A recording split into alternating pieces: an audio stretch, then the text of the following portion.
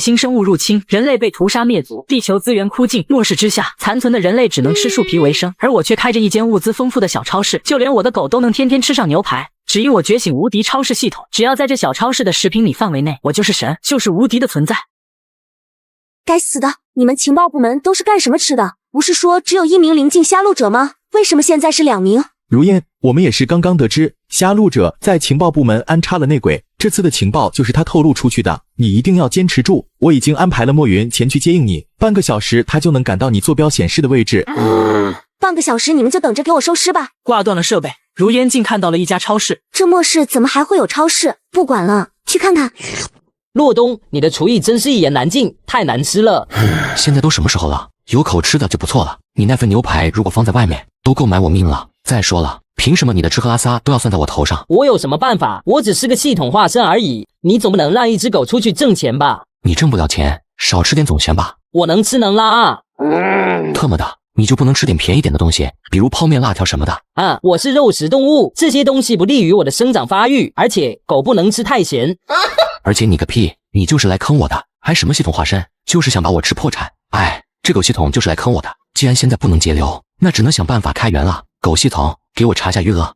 您当前的余额为负4384元，警告警告，负债超过5000，超市将面临倒闭的风险，一旦倒闭，宿主将会被抹杀，请宿主尽快搞钱。为什么负债你心里没点 ABCD 数吗？要不是你这狗系统化身这么能吃，我能倒闭吗？洛东噼里啪啦地问候了系统的180代，却没等来系统的回应，无奈只能退回现实。如烟进门后看见这一排排的货品和食物，不由得震惊。难道100年前的末世没有降临？之前发生的一切都是梦境而已？虽然疑惑，但也很快回过神来，指向一碗方便面。老板，这个泡面加火腿多少钱？70块。如烟毫不犹豫，从身上掏出钱币给洛东。不一会，一碗香气扑鼻的泡面已经端在了如烟面前，如烟马上就狼吞虎咽地吃了起来。这是我这20年来吃的最美味的食物了，谢谢你了，老板。不过老板，我能问问你这些食物都是从哪里得到的吗？不好意思，无可奉告。如烟哑然，没想到对方会如此直接。不过想来也是，末世之下谁会将自己的生存手段告诉他人？来小卖铺已经接近5分钟的时间，闭息弹效果也只有5分钟，时间一到，瞎戮者就会顺着气息追踪到此，再不走就会连累店主了。老板，我先走了，你这里面随便一种食物放在外面，都会引起一场疯狂的杀戮，你要小心点。如烟说完向点头示意，随后推门而出，消失在了夜色当中。狗子，我觉得我们的方向错了。哪里错了？我们没有抓准客户群体，这个世界哪些人最有钱？当然是那群觉醒者。错，普通人在这种末世之下活下去都已经成了一种奢望，但是那些觉醒者不同，他们击杀敌人可是有赏金的，尤其是那些高级别的觉醒者，身上一定积累了不少钱。不光是这些食物，只要对他们有用的东西，我们都可以变成钱。我说根本没必要这么麻烦，来一个抢一个，反正在这10平米的范围内，就算是神也得给我跪下叫爸爸。生意人自然要有长久之道，你抢几次下来，都把人吓跑了，谁还敢来？嘿嘿，除非别人来抢我们。刚才那个瞎法者怎么就没动心呢？要是他出手抢夺，我们就可以名正言顺的将他扒光了。你在想什么？瞎法者一般都是守护这个世界的觉醒者，很少做这些苟且之事。只不过追他的那2个瞎戮者可就不一定了。在这个末世，觉醒者有2个阵营，一种是瞎法者，另一种是瞎戮者。瞎戮者为贪婪而杀戮，瞎法者为守护而战，一字之差，云壤之别。从女子进门，洛东就已经洞悉了女子的一切信息。就像狗爷所说，只要在这个10平米的范围内，他就是无所不知、能所不能的无敌存在。不一会，2名身披绯色铠甲的人走了进来。欢迎光临。小子，有没有见过一个身穿风衣的女人？见过呀。她去了哪里？不知道，她吃了1碗泡面以后就走了。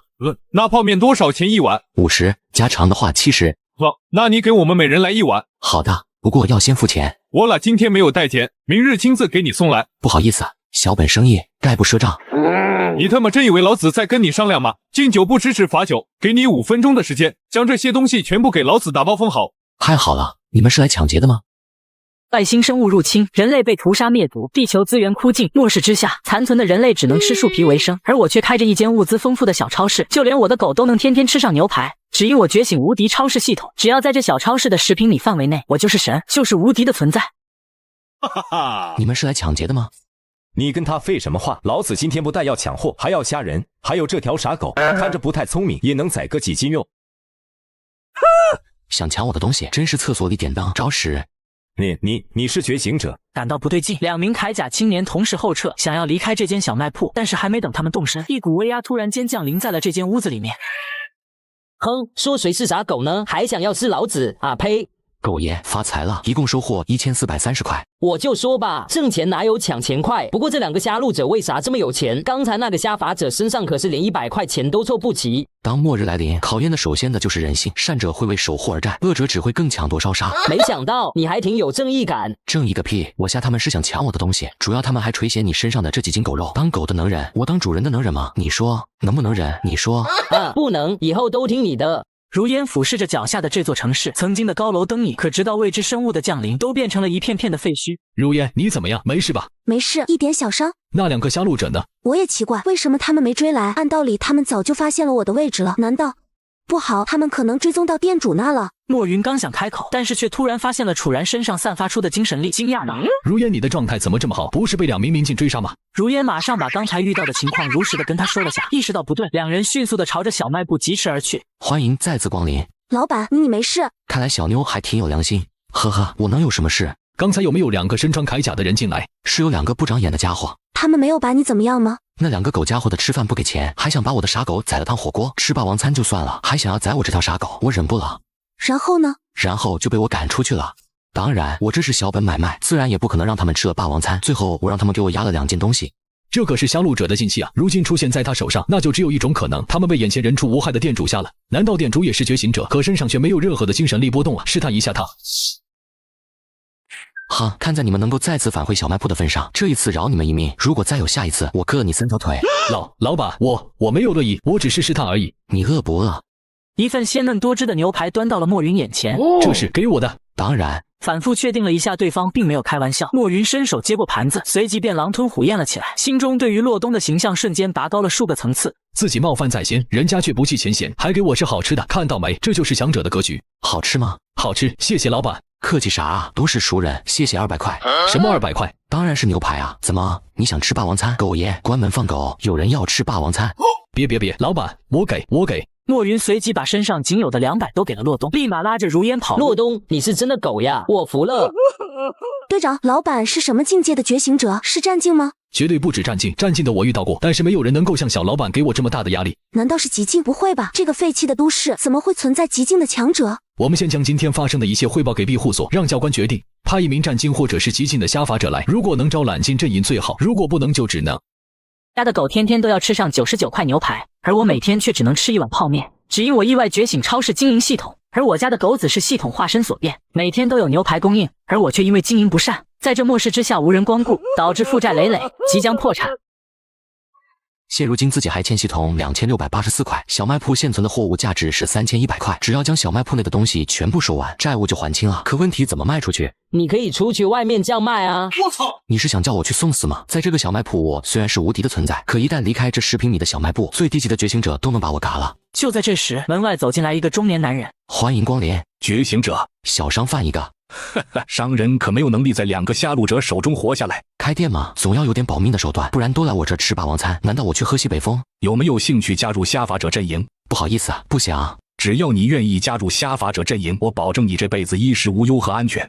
说的我现在是吃不上饭了，还是没地方睡了？不加入你们瞎法者，我照样吃香的喝辣的。你确定吗？不再考虑下。我就是个商人，谁有钱我就跟谁做生意，守护世界的任务还是交给你们吧。有钱就跟谁做生意，意思就是这些食物可以卖给他们，同样也可以卖给瞎路者了。既然如此，那我只能得罪了。呵呵，你是想杀我，还是想将我绑回去？哎，你知不知道，一块面包就可以让一名灵境觉醒者的状态提升到巅峰？如果食物让瞎路者得到，那会是一场灾难。我不杀你，但请老板去一趟庇护所。哎，我可以理解你，但是你只有2个选择，一是我在你们的庇护所当中，二是你消失在这个世界。黄忠实教官，你怎么会知道我的身份？我不但知道你的名字和身份，我还知道你们情报失误，最近正在为一只未知发愁。不可能，不可能！你怎么会知道这些事情？黄忠实表情近乎疯狂，因为这些事情除了他自己以外，没有跟第2个人讲过。你是瞎路者？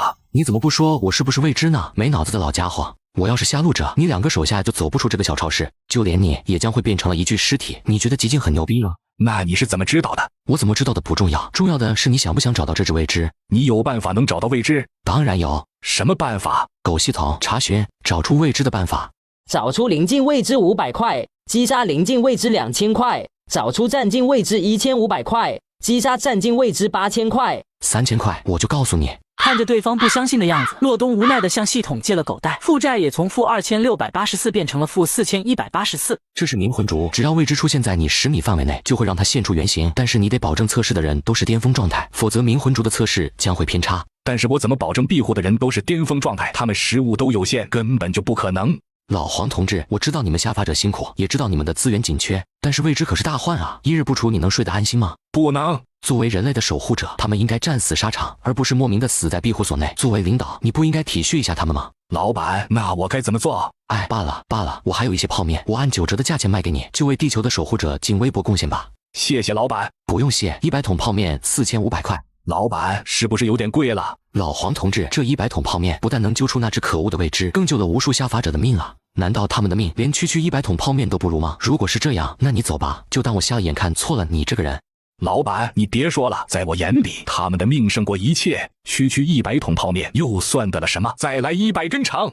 黄州石爽快地付了9300块，拿起东西准备要走时，老黄，等等，这2袋小面包是我私人送你的，我就当做了个赔本买卖，谁让我看你顺眼呢？老板，你真是好人呐，世间还是有真情在啊。咦，你这只宠物好像在笑啊。你看错了，它是哮喘，老毛病了，等下就把它宰了烫火锅。那我先走了，老板保重。狗子，我们发财了。洛东，你认真忽悠的表情可真贱啊！这怎么能叫忽悠呢？这叫销售技巧。话说，你那2滴眼泪是怎么下来的？太逼真了，我真服了。我就是想了想你每天的伙食费，眼泪自然就下来了。滚球！很快庇护所的每人都领了泡面和火腿，但冥魂烛燃烧了快一半了还没有反应。东西都快发完了，这个冥魂烛还没有反应，难道小卖部的老板是个骗子？小黄啊，今天是什么好日子？李伯，你来庇护所30年了吧？这么多年辛苦了，这点食物您拿回去吃吧。谢谢你了，小黄。李伯正准备向前走去拿食物，桌上的蜡烛猛然开始剧烈的燃烧。哼，终于找到你了，我今天就要为死去的同胞报仇。哼，终于找到你了，我今天就要为死去的同胞报仇。没想到你竟然能发现我。你没想到的多了。减23时。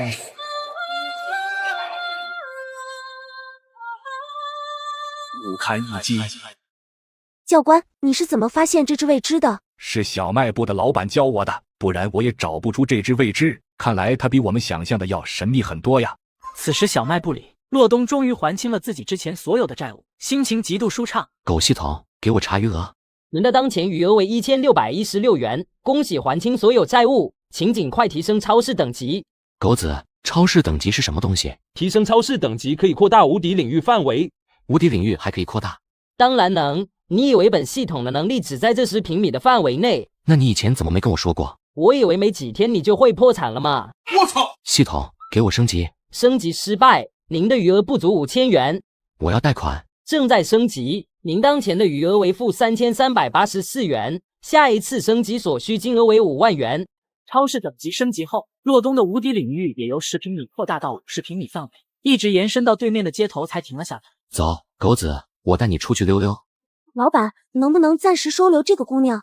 洛东望着眼前的少女，像是受到了什么惊吓，浑身微微颤抖，目光空洞。不能，我这个地方只做生意，不能成为你们的避风港。老板，我知道可能会给你带来麻烦，但是这个小姑娘身份很特殊，绝对不能让她落入到杀戮者手中。麻烦我不怕，但是不能坏了规矩。老板，这些是我这几天获得的赏金，就当是她的伙食费。在这些钱用完之前，她不会少一根汗毛。得到洛东答复后，如烟道了一声邂逅，身影飞快地消失在了原地。洛东看着小女孩，目光呆滞无动于衷，随即目光微闪，少女内心当中的恐怖场景一幕幕浮现在她眼前。小小，你快跑，快跑啊！爷爷，你们不要吓我爷爷！爷爷！愤怒之下，少女绝不入后体而出，瞬间将杀戮者轰成了一堆残渣。那一幕正巧被赶来的墨云如烟看到了。看来杀戮者要开始接管这个城市了，所以开始了无差别的灭杀行动。洛东随即拿了一碗泡面放在少女面前，先吃饭，吃饱了才有力气想别的。听到熟悉的声音，少女空洞的目光中有了一丝情感。大哥哥，我爷爷死了，是为了让我逃跑，他很爱我，他每天只吃半根能量棒，剩下的都给我攒着，可我现在没有爷爷了。你现在还活着，就是他最大的心愿。爷爷说他这辈子吃过最好吃的东西，是你送他的半碗泡面，只不过他只吃了一口，剩下的都留给我了。他还说，如今的世道，谁愿意给你一口吃的，他就是你生命中的贵人。你爷爷说的没错，你叫什么名字？我叫叶小小，我爷爷起的。此时3名身上带着浓重血腥的杀戮者走了进来。大哥，有好多食物。3人看到货架上的食物，眼中蕴含着贪婪之色，只不过他们没有注意到，从进门开始，少女浑身就开始颤抖，眼睛刹那间变成了冰火2色，强大的气息突然爆发。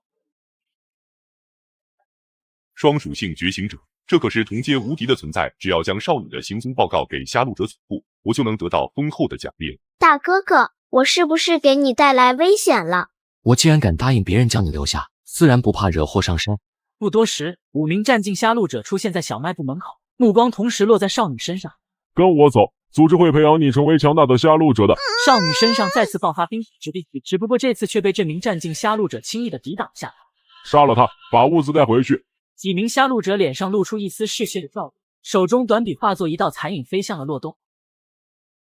他不能跟你走，因为他现在是我的客人，只要他不想走，这个世界上没人能带他离开。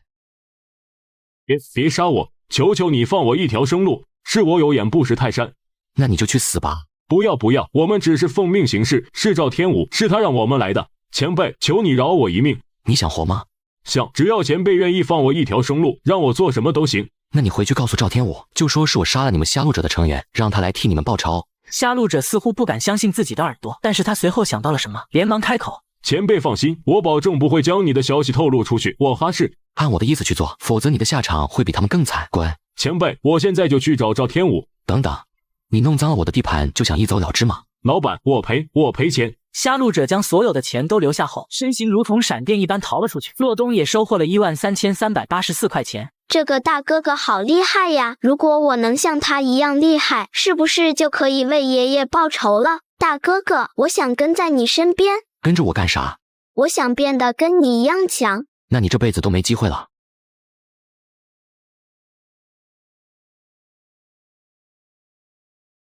王中士，别费劲了，同样都是极境，只要有我在，你是走不了的。没想到堂堂银氏第一教官赵天武也成为了未知的一条狗。那又怎么样？最起码我不用再担心有一天会饿死街头。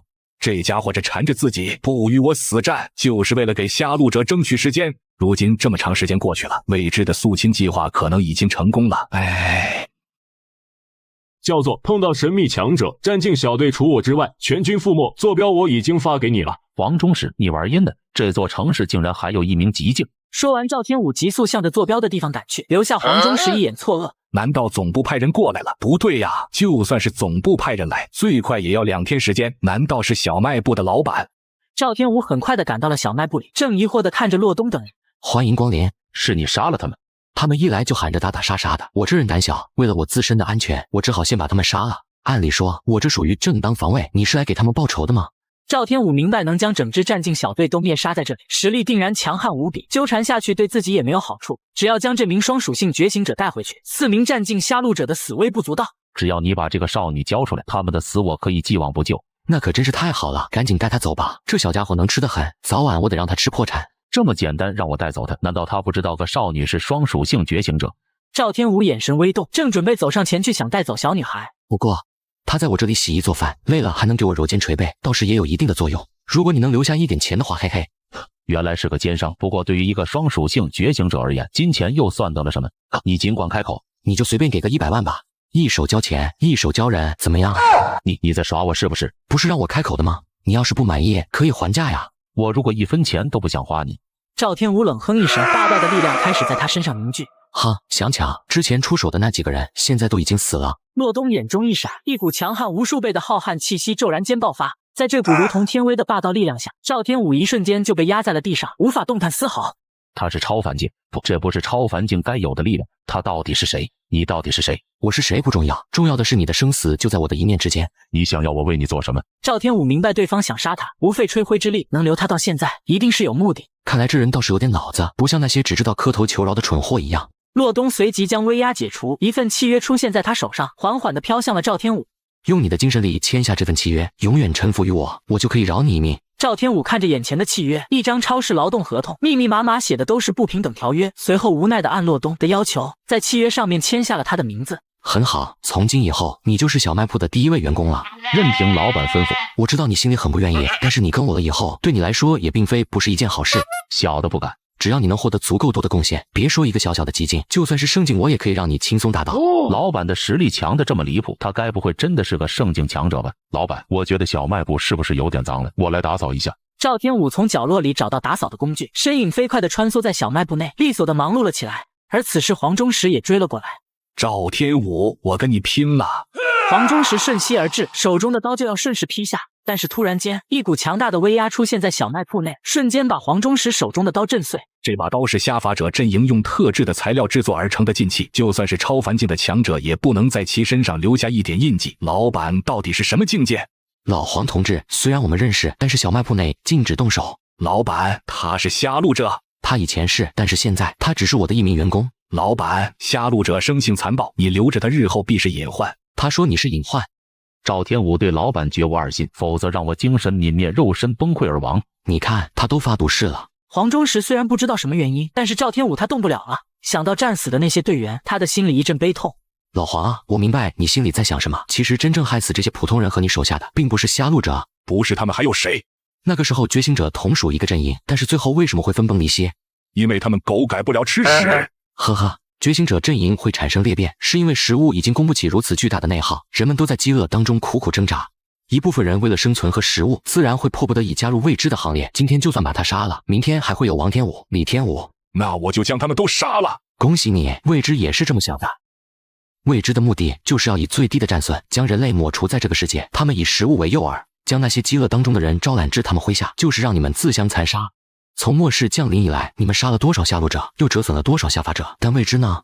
你们又消灭了几只，归根结底都是人类自己人打自己人罢了。黄忠实心里莫名的升起一丝寒意，他从来没有想过这个问题。但就算如此，我们也没有能力去阻止。先不说未知强悍莫测的实力，他们身上强大的隐匿能力，就让我们无从下手。哈，你找不到他们，并不代表我找不到他们。各位队友同胞们，今天要去灭杀那可恶的未知异兽，我不能保证你们能安全回来，你们怕吗？不怕。为何不怕？为了我们的祖国，不怕就是不怕。好，大家都是华夏的好男儿，全体都有，跟我走，出发。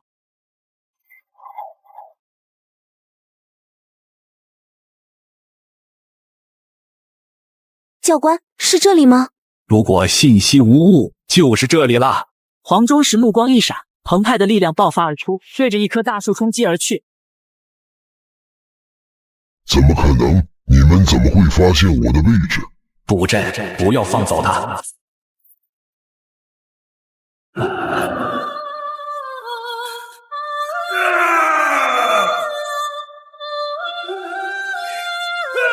减23声。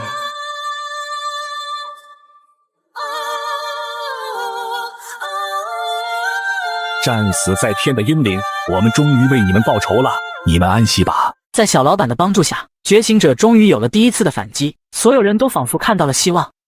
此时总部派来机动战队队长白浩。黄忠实呢？马上叫他来见我。黄教官几天前去了总部。我听说你们发现了一名双属性觉醒者，将他带过来吧。白队长，这名双属性觉醒者现在不在庇护所内。这么重要的人物，竟然将他留在庇护所外面，如果被杀戮者找到，将来多一个圣境的强敌，你们能担得起这个责任吗？能，他答应过我，在我没去之前，他会保护这名少女。好一个狂妄的人，他以为他是谁？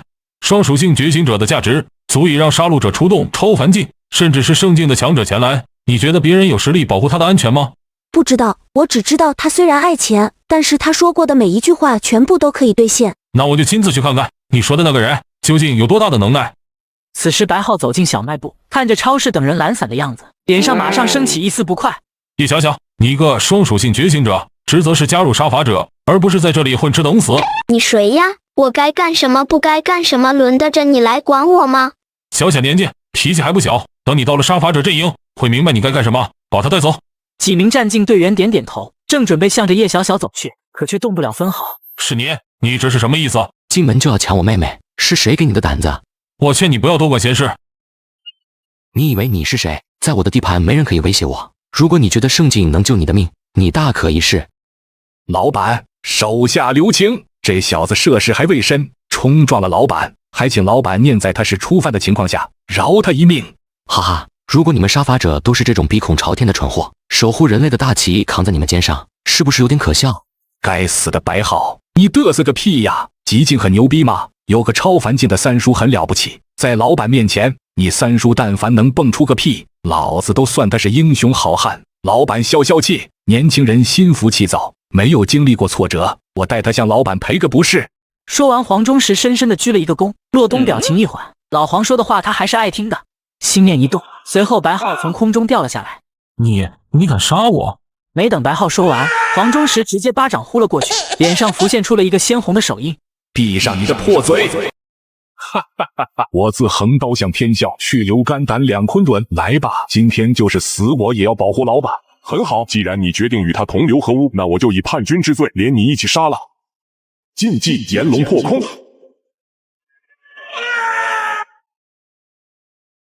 黄忠实，你特么敢打我！我告诉我叔叔，一定要他杀了你。我是在救你，如果你不想死，最好闭嘴。多谢老板手下留情，回去之后我一定好好的教育他。等等，我只是看在你的面子上饶他一命，并没有说他可以离开这里，你就随便赔个10万块钱吧，你说呢，小小？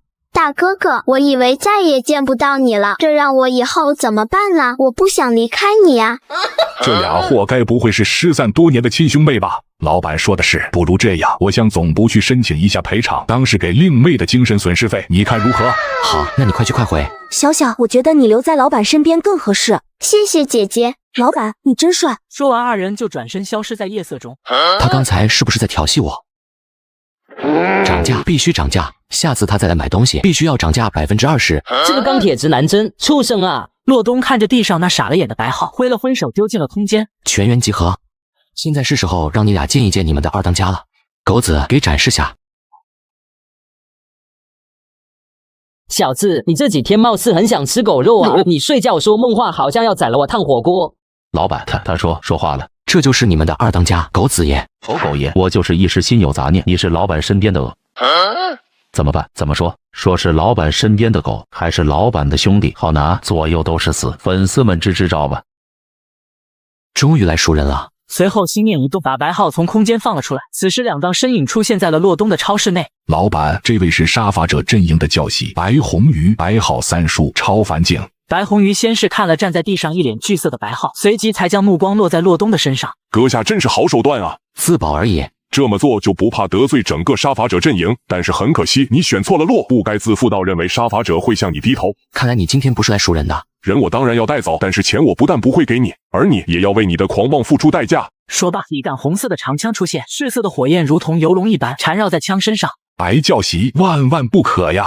黄教官，我有必要提醒你一下，杀伐者职责是为了守护人类的火种，对人类不利的我们都应该铲除。他敢收留杀戮者，说明与我们不是一条心。为了不让他日后受到杀戮者的蛊惑而临阵倒戈，我们要做的不是妥协，而是击杀。可老板从来都没有站在我们的对立面，肃清计划也是老板出手，我们才能坚守下来，而且还提供了未知的信息。就凭这一点，他绝对不可能加入杀戮者的。你怎么知道他不是在故意设套，然后将一些微不足道的信息传递给你，目的就是为了取得杀伐者的信任？不然他怎么能清楚地知道未知的藏匿地点？但是我们不能仅凭猜测就轻易决定一个人的生死。如果是这样，那我们和那些杀戮者又有什么区别？你在教训我？你百般阻拦，难不成你也被杀戮者蛊惑了不成？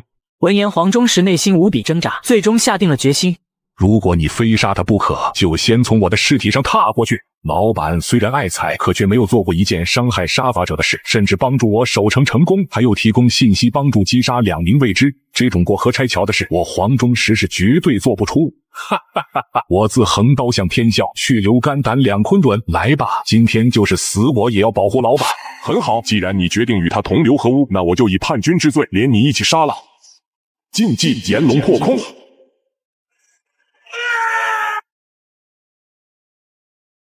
不可能，你一个极境怎么能挡下我超凡境的攻击？那可是超凡境强者的全力一击呀，而且还动用了禁忌，就算10个我绑在一起，也绝对是一枪毙命的结果呀！怎么挡住了？难道是小老板？我说过，这个世界上没有人敢在我的小卖铺动手，更何况是你这只异类。我不明白你在说什么。我堂堂杀伐者24教习，你竟然敢说我是异类？你并非是怕我加入杀戮者而对我动手，相反，逼我加入杀戮者才是你此行的目的。我说的对吗？一派胡言！逼你加入杀戮者，对我和杀伐者阵营有什么好处？哈哈，对杀伐者阵营来说一点好处都没有，但是对你好处可就大了。你凭什么这么认为？凭我能找到你们的藏身地点，就这一个理由就足以让你冒险来杀我。如果把我杀了，一了百了；如果没有老黄，肯定也活不了。到时将他的死推在我身上，到时我就会被杀伐者阵营通缉追杀，走投无路之下，只有加入杀戮者唯一一条活路。我分析的对吗？令人作呕的怪物先生。老板，你是说他是未知？呵呵，老黄，你不是有冥魂烛吗？试一下便知。黄忠实，难道你宁愿相信一个外人，也不相信我吗？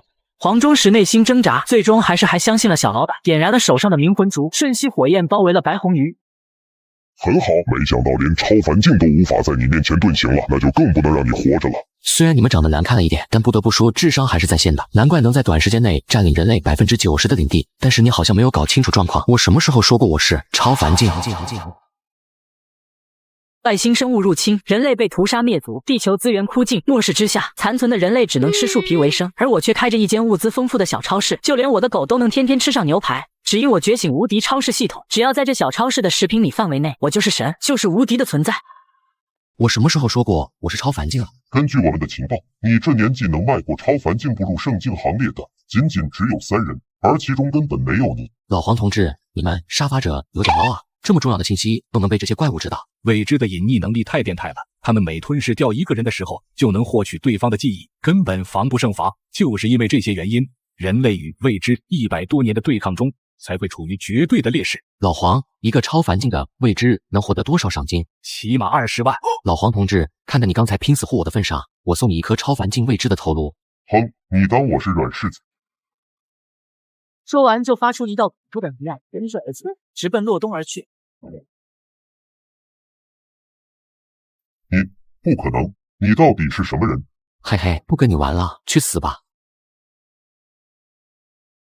黄忠实呆呆地看着眼前的场景，心中的震惊无以复加。杀超凡境的未知跟杀鸡一样，特么的，他到底是什么境界的怪物？老黄同志，拿去领赏吧。老板，未知是你杀的，我这么做有点不太合适，不如这样，功勋值对老板无用，我老黄就厚着脸皮收下了。至于赏金，全部都归老板所有，如何？好，钱我收下，这几个未知的藏身地点就当做赠礼，免费送给你。老板，你真好，谢谢老板了。那这白号，看在你的面子上，我今天就饶了他。黄哥，老板到底是什么境界的强者？老板的实力不是我们能够揣测的，你记住一点，无论什么时候都不要与老板交恶，明白吗？我记住了，黄哥。那你和老板是什么关系？我和老板兄弟相称，不然一个能随便灭杀超凡境的强者，是谁的面子都会给的吗？黄哥，我决定了，我要长期留在蓝氏与你并肩作战。此时，洛东看着从未知身上获得钱卡，里面足足有17万，加上掉落的那杆长枪，收获满满。狗系统，给我升级！升级成功，领域扩大1000米，奖励无敌时刻1小时，下一次升级所需金额为30万元。提升这么多，看来无敌领域越到后期提升效果越大。还有这个无敌卡，不就是说在这1小时之内，就算是脱离了无敌领域的范围，也不用惧怕任何人了？哈哈哈！此时庇护所大门前正站着几十名杀伐者成员，满脸凝重。黄哥，你怎么知道肃清计划是在今天？杀戮者既然能在我们中间安插奸细，我们也同样可以在他们之中安排眼线。根据可靠线报，今晚10点就是肃清行动的开始。黄教官，知道对方的战力吗？能够获得肃清计划的时间已经极为不易，至于对方会出动多少人马，暂时无法探清。黄忠实的话让众人心中一沉，这种敌人在暗他们在明的处境，让他们都笼罩了一层无形的压力。兄弟们，我知道你们心里有压力，我也一样。但是我们身后有我们的同胞，是我们的兄弟姐妹，也是我们人类最后的希望。无论今天的战斗有多艰难，我们都势必要站在他们面前。在鲜血没有流干之前，我黄忠实要是后退一步，你们就用手中的刀将我的头颅斩下，悬在空中腐烂身躯，因为他不配落在这片神州大地之上。黄忠实声音如钟，仿佛一记重锤落在了所有人的心，包括白浩在内的所有杀伐者队员，眼中蕴含着神雄烈火，身上的气息也开始节节攀升。你以为将他们的士气提升到巅峰，就能挡得住我们杀戮者的大军？你的演讲完了吗？如果没有，我可以再给你几分钟的时间。废话少说，你的赏金本少爷要定。说完，身形闪电，疾驰而去。黄忠实就没有丝毫的犹豫的杀戮者奔去，其余杀戮者疯狂的向着大楼涌去，杀伐者队员拼死，但是他们每个人基本都是以一敌二，短短片刻的几经抽象的伤亡。再这么下去，很快杀戮者就会冲进地库所内，到时普通人就会遭到无情屠戮。白浩，帮我拖住他1分钟。张族。能不能将你们斩杀我不知道，但是拖住你们1分钟，对本少爷来说毫无压力。黄忠实身形快速地脱离了战场，向着大楼前面杀戮者奔去。那些临近和战近的杀戮者在黄忠实手上连反抗的资本都没有。片刻已经有7、8名杀戮者死在了他的手上。黄教官，你没事吧？我没。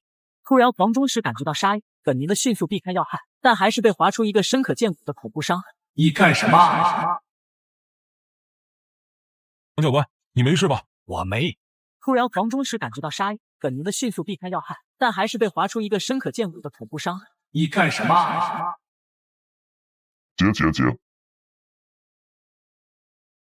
未知还是一名极境未知。姐，过了今晚，这座城市将完全被黑暗笼罩。放弃吧，如果你愿意为王座效命，我可以考虑给你一条活路。一个连畜生都不如的东西，想让我给你们卖命？想进入大楼，先过老子这一关！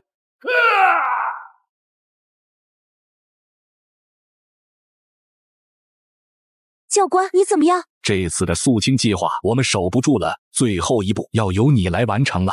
说完，黄忠实从怀中拿出一瓶药水给了如烟后，不要命的冲进了战场中。如烟很明白这药水代表了什么，只要将药水洒进大楼，所有人都会快速死去，这是普通人最好的归宿。一旦被未知侵入，将落得尸骨无存的下场，因为未知不会吞噬死物。不，一定还有办法的，一定，他们不该死，我要救他们，我一定能救他们。小卖铺，如烟浑身是血的出现了在了洛东面前。老板，求求你救救那些普通人吧。洛东看着如烟狼狈的样子，目光一凝，随后在他身上发生的所有事情都了然于胸。时间紧迫，请老板你出手相助。外界的事情我从来都不会参与。老板，可现在除了你，没有人能救得了他们的了。末世之下，每时每刻都会有人死去。我不是救世主，无法将所有人的命运都力挽狂澜于危难之中。但我是个生意人，只不过就他们所需的报酬，你现在付不起，所以我帮不了你。如烟面带绝望之色，如果洛东都不愿意出手，恐怕这一次真的危在旦夕了。想到这里，心里没由来的涌现出一丝愤怒。这个呆子都什么时候了，还钱的，钱真的有那么重要吗？臭男人！洛东听到如烟的心思后，一阵无语。你这个小丫头片子，十指不沾阳春水，不知柴米油盐贵。没钱我怎么给你们找未知？没钱你们连泡面都吃不上，没钱我会被狗系统抹杀的。老板，我虽然没钱，但是那些杀戮者身上肯定不少。如果你愿意出手相助，那些杀戮者身上的钱全归你，甚至连赏金都可以给你，如何？那行成交。你答应了？当然，我说了，我是个生意人，这世界一切事物在我眼里都有价值，只要你能付出足够的报酬，我可以实现你的一切愿望。你不是说你不会参与外界的事吗？嘿嘿，我不参与，并不代表别人也不能参与。赵天武，小小，老板，哥，给你们一个任务，铲除所有杀戮者以及未知，抢夺他们身，收集他们身上的金钱，就连一个钢镚子都不能落下。听明白了吗？明白，我们现在就去。等等，狗系统查询提升到战境的办法。临时提升到战境期8000块，永久提升至战境期8万块。把小小永久提升到战境。小小身上忽然爆发出一股强大的能量波动，一下子就从灵境期进阶成一名战境期的强者，而且还是同阶无敌的双属性觉醒。你突破了，1个月不到，直接从灵境突破到战境，就算是双属性觉醒者，也不可能这么变态吧？是老板，一定是老板。赵天武眼神火热地看着洛东，在他眼里，洛东已经是无所不能的存在了。狗系统查询突破到超凡境的方法。临时提升到超凡境15万，永久提升至超凡境150万。算了，买不起。查询击杀极境的方法。击杀极境的方法共有32842种，分别是：停，要最便宜的。劲气，清魂剑刃可储存3道剑气，超凡境之下一击必杀，每道剑气15000块。好，就它了，剑气加满。这柄剑我留下了3道剑气，只要对方的境界没有达到超凡境，挥手可灭。你们第一次代表我的身份外出，千万不能掉了我的招牌。正所谓穷家富路，我可以天天吃泡面，但是招牌必须要立起来。杀几个小小极境都费劲巴拉的，以后谁还敢找我做大买卖？要不是系统限制，不能主动参与外界的一切事情，除非对方先动手。可这种机会毕竟还是太少了。很快，赵天武和小小跟着如烟一同离开了小卖。黄哥，我坚持不了多久了，怎么办？黄忠实似乎没有听见白浩的呼喊，眼睛里已经血红一片，意识也出现了模糊。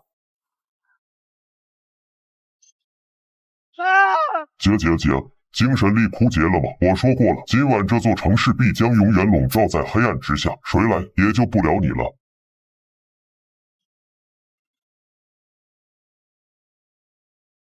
你好，我尊贵无上的未知大人。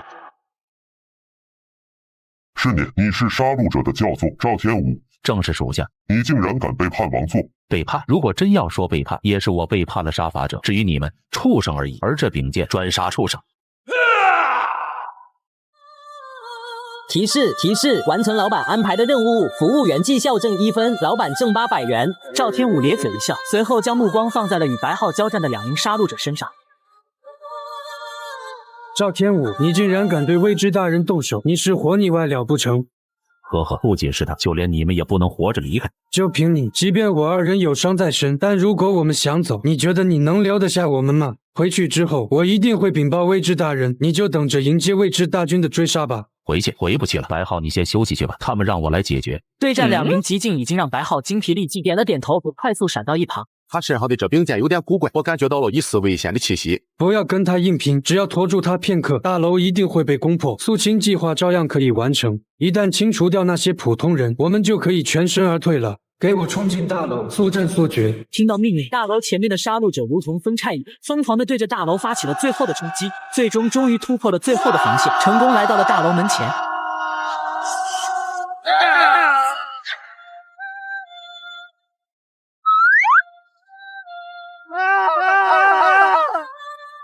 不可能，怎么还会有1名双属性觉醒者隐藏在此处？这可是同阶无敌的存在。有这名少女在，除非再来个极境杀戮者，不然再来100个战境都会是一样的下场。快走！呵呵，你们是走不掉的。提示：完成老板安排的任务，服务员绩效挣2分，老板挣1600元。随着最后2名极境杀戮者身死，肃清计划再一次宣告失败。教官，你没事吧？你可千万别死啊！丫头，你可别摇了行吗？你再摇下去，我可真就活不成了。赵天武，无论如何，这次还是要谢谢你了。不用谢我，我来此是为了完成老板安排的任务。你要谢就去谢老板吧。现在任务完成，我该回去复命了。赵天武和小小没有继续逗留，转身向着小卖铺的方向走去。哥，我们回来了。老板，这是从极境杀戮者身上得到的，有20多万。哥，还有我呢。说完就从空间当中将获得的钱都取了出来。洛东一挥手，地上的所有的钱悉数飞到他空间中，查看之下一阵激动。这2人出去一趟就给我带回来40万的收入，原本还指望老黄的未知领赏，现在不用等了。狗系统升级领域，升级成功，领域范围提升至30公里，奖励无敌时刻3小时，您当前的余额为151534元，下一次升级所需金额为200万元，请尽快搞钱。知道了。退出系统后，洛东神识疯狂地向着四周蔓延，方圆30公里内，一草一木都在他的一念之间。呀，在这儿啊！老黄同志伤得不轻啊，这不是如烟那丫头骗子吗？这么晚不睡觉，晃悠啥呢？非礼勿视，我虽然不是什么正人君子，但是偷看别人洗澡这件事，我是干不出来的。洛东随即把神识退出，就看见狗子2眼正放着光。你干啥啊？你看啥呢？我看看风景，不行吗？风景咋样？好看不？风景很长，也很白。我的意思是，夜色很长，风景很美。你信不？你说呢？洛东心念一动，直接掐断了狗爷与庇护所的联系。可惜了，差一点就看到了。几天后，黄忠实和白浩走了进来。哟，老黄同志升了呀！果然什么事都瞒不过老板。任命书今天一大早已经传了过来，托老板的福，荣升教习。只不过那只极境未知的赏金还没有批下来，所以还得老板多等几天。没事，不着急。老板，我这次来是想问问你还知不知道其他未知的藏身地点？当然有，不过你好像没钱了。黄忠实尴尬地笑了笑，随后他的目光看向了旁边的白浩。黄哥，我的钱也不多了。别废话，给我！钱重要还是未知重要？白浩极不情愿地掏出了自己的钱卡，一脸心疼地放在黄忠实手上。你这叫钱不多了，15万在你眼里不是钱吗？我是想着攒够30万，然后向总部购买1粒神力胶囊。神力胶囊那玩意儿可不是一般人能玩得起的。神力胶囊那是什么鬼东西？老板，神力胶囊是由人类顶尖的强者凝练的一种宝物，有几率能提升自己的境界。不过这些都是财阀的玩物。我听说王家的公子哥依靠神力胶囊的从灵境提升到了超凡境，花了5000多万。特么的，5000多万！我用系统培养一名超凡境的觉醒者，顶多200万不到，这可是一条商机啊！既然几率这么低又贵，为什么还要去尝试呢？回老板话，觉醒者想要突破者有2种方法，第一种就是依靠神力胶囊，第二种就是在战斗中提升境界，只不过每个人的天赋都不一样，能达到的高度也不同。我虽然被称为天才，但是比前10的战队差得太多了，所以才想着用神力胶囊碰碰运气。嘿嘿，其实还有另一种办法。什么办法？什么办法？我就是第3种办法。外星异兽入侵，人类被无情屠杀。末日之下，我觉醒无敌领域系统，有钱就可以无限扩大，任何人在我的领域内都得跪下，因为我就是无敌的存在。主人失败了，又失败了。如果我没记错的话，这已经是第2次计划失败了。是的。你知道这么多年来肃清计划为什么从来都没有失败过吗？不知。因为肃清计划开始之前会有详细的情报出现在杀戮者总部的办公桌上，记录着杀伐者守城名单的人数和境界，所以每次才能百战百胜。如今计划连续2次都以失败告终，看来这座城市出现了变数。走，子林，我们去逛逛。如烟姐，你是不是喜欢我哥？胡说，谁喜欢他了呀？谁会喜欢一个天天就知道钱的？你看，你脸都红了，还说不喜欢。所有人都知道你喜欢小老板。我只不过是欣赏他的实力而已。对，就是欣赏。姐姐，你欣赏他也不用天天换衣服，这些天你都换了88套衣服了吧？停，你个小丫头片子，你怎么这么八卦？看我不将你的屁股打烂了！二人嬉笑打闹间，街道上缓缓走来2道人影。如烟停下嬉闹的脚步，警惕地看着出现的2人。你们是谁？2位不用紧张，我们不是坏人，只是路过此地，有些饿了，想找个地方歇歇脚。你们是饿了吗？我知道一个地方可以满足你们的心愿，只不过你们有钱吗？有一点。那就好，那家伙只认钱，跟我走吧。老板，我给你带回来2个客人，我是不是很厉害？从进门开始，洛东的眼神一直注视着2人。呵呵，你确实真的很厉害。姑奶奶，你能活到现在真是个奇迹。您就是老板？当然，如假包换的。老板，你这店里怎么会有这么多美食，竟然还有牛排？呵呵，只要你有钱，你可以吃到任何你想吃的东西。如果可以的话，给我来1盘饺子，要猪肉大葱馅的，再给我来1瓶烈酒。可以15000块。青年没有犹豫，直接就把钱卡给了洛东，随后就坐在桌子前。不一会，1盘饺子和酒就端在了青年面前。真香！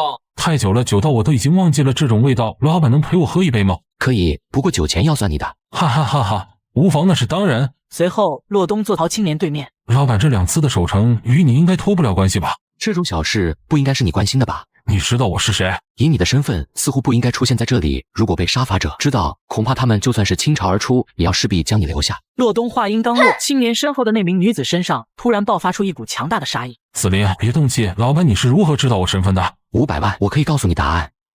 哈哈，算了，在我眼里，我的身份还不如这盘饺子珍贵。不过这段时间未知的藏匿地点被人频频发现，想必也是阁下的手段。我只是一个商人，既然有人出钱，我岂有不赚的道理？那如果有人要买我命，阁下会不会卖呢？当然，凭你的身份，一定能卖个好价钱。哼，既然如此，我就先杀了你。再想前一步，你必死无疑。如果是我呢？你也是一样的下场。对方明明知道我的身份，依旧表现得如此云淡风轻，这说明这个小卖铺的老板要么是个傻子，要么就是根本不屌我。子林退下。他既然知道你的身份，以后必是隐患。你这一步踏出，可能连我都救不了你。再一个，神境巅峰强者面前展露杀机，可不是一个明智的选择。老板是我唐突了，对不起，在下李冠杰。洛东。正在这时，黄忠实一脸兴奋地走了进来。老板赏金到了，哟，老板有客人啊！2位看着不像是蓝氏中人啊。我俩只是路过此地，实在是太饿了，幸亏遇到了老板。原来是这样，不过你们遇到老板也真是走运，他人很好的。随后拿出一张钱卡，递到洛东面前。老板，这是那只超凡境未知的赏金，20万分文不少。老黄同志，看来这一次你收获颇丰啊。这得多谢老板之前提供未知的信息，不然这些东西还真不好找。老板能不能再提供一些未知的信息？32万，我可以告诉你一个未知的分巢的情报。32万，老板不会连我最近杀了多少位置，得到多少赏金都知道吧？也太巧了吧！好成交。随即，洛东就把情报给了黄忠实。老黄同志，想不想一夜暴富？想。我有杀戮者手座的所有信息，只要你能向总部申请1个亿，我就可以告诉你他现在的位置，机不可失，考虑考虑。你个老六，就这么当着我的面把我卖了，你个不要脸的货！臭不要脸！老板说笑了，先不说我没有1个亿，就算是和总部申请，也绝对批不下来。杀戮者手座那可是人类巅峰战力，老板这个买卖我做不了。那可真是太可惜了，李冠奇就在旁边，可以直接省下系统查询的费用。老板，这次的信息有点难度，我需要找几个帮手，先告辞了。哈哈，小兄弟，后会有期呀。会的。随着黄忠实离开，小卖铺再次陷入了短暂的沉寂。老板，你还真是说到做到啊！可惜了，你这块蛋糕太大了，沙发者现在还吃不下。那是不是说明我的身份在你这儿暂时还是安全的？商人自然是以利益为主，没钱赚的事情，我自然懒得去做。老板手段通天，这世界所有的东西对你来说唾手可得，为什么偏偏执迷于钱呢？小梨子，这你就不懂了吧？人无论到了什么时候，都应该有自己的追求和欲望。如果没有了追求，那和咸鱼有什么区别？就连那些怪物都在努力向着2级文明进化，更何况我们这些刚刚踏入1级文明的人类呢？你说是不是？你怎么会知道这些事情？我无所不知。外星异手入侵，人类被无情屠杀。末日之下，我觉醒无敌领域系统，有钱就可以无限扩大，任何人在我的领域内都得跪下，因为我就是无敌的存在。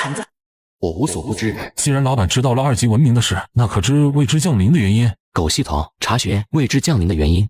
简略信息100万，详细信息5000万。300万，我告诉你未知的来历。李冠奇二话不说，300万直接给了洛东。看着突然出现的巨款，洛东感动到落泪。这才是大手笔啊！我宣布，从现在起，你取代了黄忠实的位置，成为我心中的榜一大哥。洛东回过神，向系统换取信息后，继续说道：未知原本是另一个星球的2级文明生物，但是在100多年前，他们的领地遭受到了另一种2级文明生物的侵入，在经过漫长的战争以后，以失败告终，最后不得不进行集体迁移到地球。只不过他们元气大伤，文明的等级也倒退成了1.5级。也正因为如此，人类才得以苟延残喘的存活下来。从洛东的口中得知这些信息，李冠奇感觉到震撼无比。原来是物种入侵，但是一定要清除掉所有人类吗？非我族类，其心必异，这是我们自己的古话，但是对未知而言，又何尝不是这个道理？这次出行能够遇见老板，也算是不虚此行了。饺子也吃了，酒也喝了，我就不多打扰了，改日再来拜访。说完，迅速消失在了小卖部。狗子，我有件事情要问问你。什么事？我想说的是，如果无敌领域对上真正的2级文明生物，还能不能做到无敌？就这破事，什么是无敌领域？一切的规则、本源、力量形态都逃脱不了系统空间的制裁。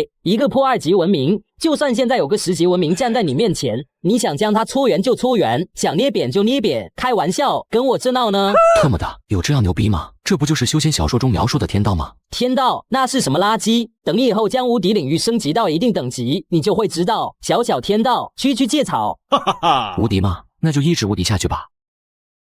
子林，你干什么？找那黄忠实。不知者无罪，而且那人和老板的关系看着不错，万一你要是杀了他，得罪了那位老板，可就得不偿失了。你在怕小卖部的老板吗？他的实力绝对在我之上。可就算他是神境，但是仅凭他一个人，也绝对不可能与杀伐者抗衡。我在乎的不是他的实力，而是他可以探知未知的能力。难道你想借他之手？一旦未知的肃清计划成功，将杀伐者以及那些普通人清除干净，接下来肯定会对杀戮者动手，与虎谋皮，终将造成虎口。既然如此，未知为什么会培养我们？凭借他们的力量，足以将人类彻底灭杀在星河当中。人类有无数种方法能够灭杀这些低等级的生物，但最后还是选择养了猫，因为他们怕脏、嫌恶心，不愿意亲自动手。在未知面前，人类就是渺小而又讨厌的老鼠，我们就是那只猫。一旦老鼠被清除干净，猫也就没有了存在的必要。这也是我为什么从不参与杀戮者计划的原因。那为什么不阻止杀戮者的计划？猫存在的价值就是抓老鼠，一旦失去了这种能力，未知必然会亲自出手。如果这样的话，你觉得人类能坚持多长时间？1个月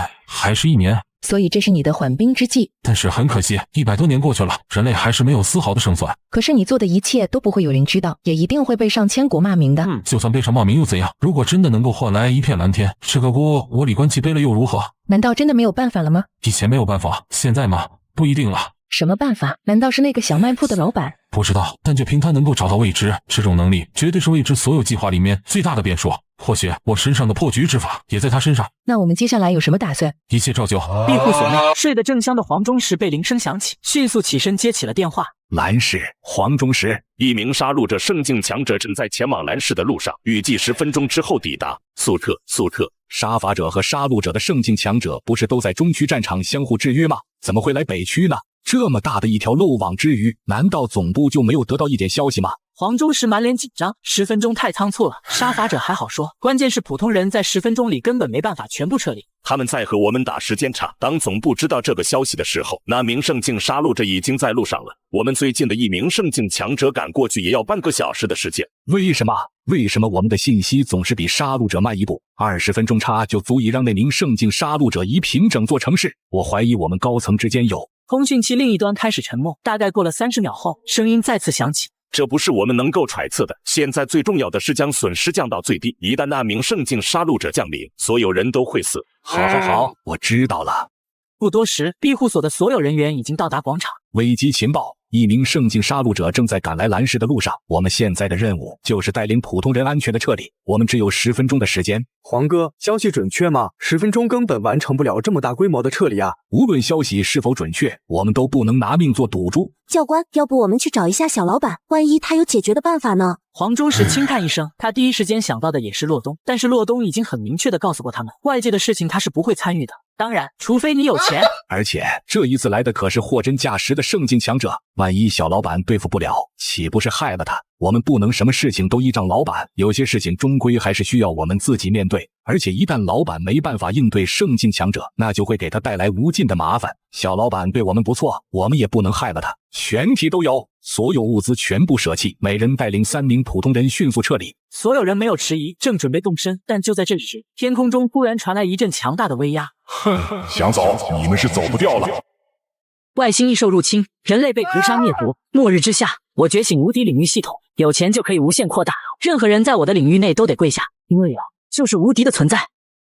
想走，你们是走不掉了。杀戮者的18执行官之一，告诉我，你们是如何在肃清计划下活下来的？不说的话就死。特么的，老子就算是死也绝不当叛徒。那你就去死吧。住手！看着并肩作战的队友在面前死去，黄忠实一脸悲愤。极境杀伐者，看样子你应该是他们的教官了。那你告诉我，到底是谁参与了这次的肃清计划？否则凭你们几个虾兵蟹将，绝对不可能活到今天。如果你不说，我会让你看着这些人一个一个死在你面前。话音刚落，又有2名队友被杀了。黄忠实悲痛地看了眼死去的队友，缓缓地闭上了眼睛。还不说是吗？很好，那我就当着你的面将他们全杀了，最后再将那些普通人交给未知大人。呵呵，先杀谁呢？中年人扫视着面前的杀伐者成员，最后定在了如烟身上，地板提到了空中。这么好看的美人死了，还真是可惜了。冷笑一声后，一股霸道的日暗从他的整风飞出，瞬间席卷向了半空中的如烟。如烟缓缓闭上了双眼，面对圣境级别的强者，任何的反抗都是徒劳。也不知道钱现在在干嘛呢？这么晚了，他应该早就睡了吧？以后我们就再也见不到了。他应该不会忘了我吧？想到这里，如烟的嘴角出现了一丝微笑。突然，一道黑影出现。我来迟了，不好意思啊。随即便将如烟送回地面，对着不远处说道：“狗子，你看到了吗？是他先对我动手的。”洛东，你个王八蛋，你又给我卡 bug！ 看你说的，我在我的领域范围内散步，结果被人打了，这怎么能叫卡 bug 呢？这是利用系统规则获取利益最大化。狗子眼睛喷火地看着洛东，他恼怒的不是洛东利用系统 bug 出手相助，而是自己在他面前都号称是古往今来第一系统，还是被他找到了漏洞所在，却让他颜面何存？一人一狗开始泼妇骂街模式。异兽1米特么个头，老子是天下第一兽，你个傻逼！你杀谁不好，非挑个最难杀的。这小丫头片子可是他的老相好，能让你这么轻易杀了吗？下面那么多个人，你他妈都能将作死的几率提升到100%，老子佩服你。难道自己表现得这么明显吗？连狗都看出来了。哼，一只变异的小畜生！等等，先把你的舌头割掉，再把你的牙齿扒光，看你还能不能像现在这样牙尖嘴利。你在骂我什么？洛东眼神杀机一闪，虽然他经常与狗子吵架抬杠，但是并不代表别人也可以。他从来没有把狗子当作是一只宠物，在他心中，狗子是独一无二的存在。正准备动手，这事儿大了，你别管，我自个来。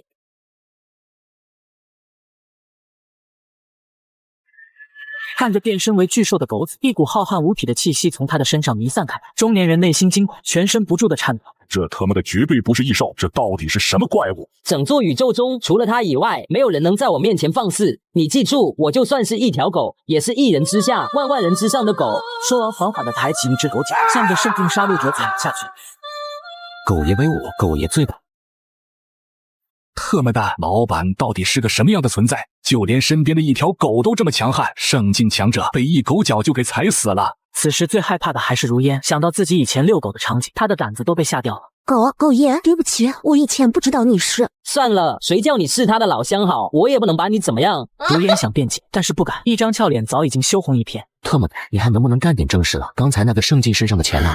西西，这呢，在这呢。洛东拿过手里查看，脸上顿时出现了一抹喜色。1160万，特么的，果然实力越强钱越多。老黄同志，这些钱归我，你没有意见吧？老板，这些钱本就应该是你的，而且这个圣境杀戮者的赏金，我择日一定亲自给你送过去。洛东满意的点点头，随后带着狗子向着小卖铺的方向走去。如烟看着离去的背影，眼神中浮现出一丝黯然。一个连身边的狗都可以挥手歼灭圣境，而我只不过是一个小小的临近杀伐者队员。他这次出手是因为钱，还是因为我呢？回到小卖铺以后，洛东开心的正准备要升级领域。洛东，你到底喜不喜欢如烟那小丫头片子？你别逼我在最快乐的时候闪你。狗系统升级。升级成功，领域扩大至800公里，您当前的余额为1110万元，下一次升级所需金额为5000万元，奖励获得免费查询1次的机会。特么的，5000万，这系统真是无底洞啊！不够花，根本不够花。不过那免费查询，这也就意味着我能够白嫖一次系统的权限，如果用对了地方，一定能带来巨大的财富。坑谁呢？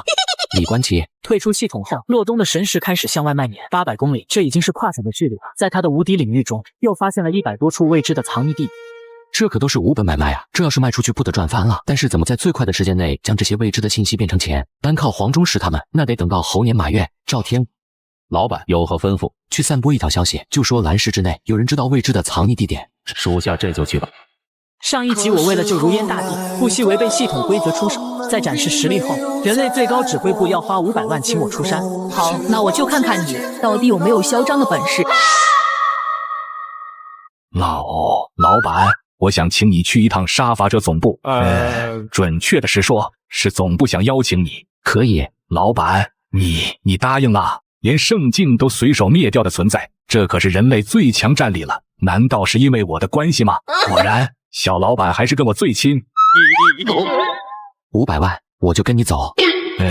小老板，你怎么每次都能算无一策？总部批下来的经费刚好是500万。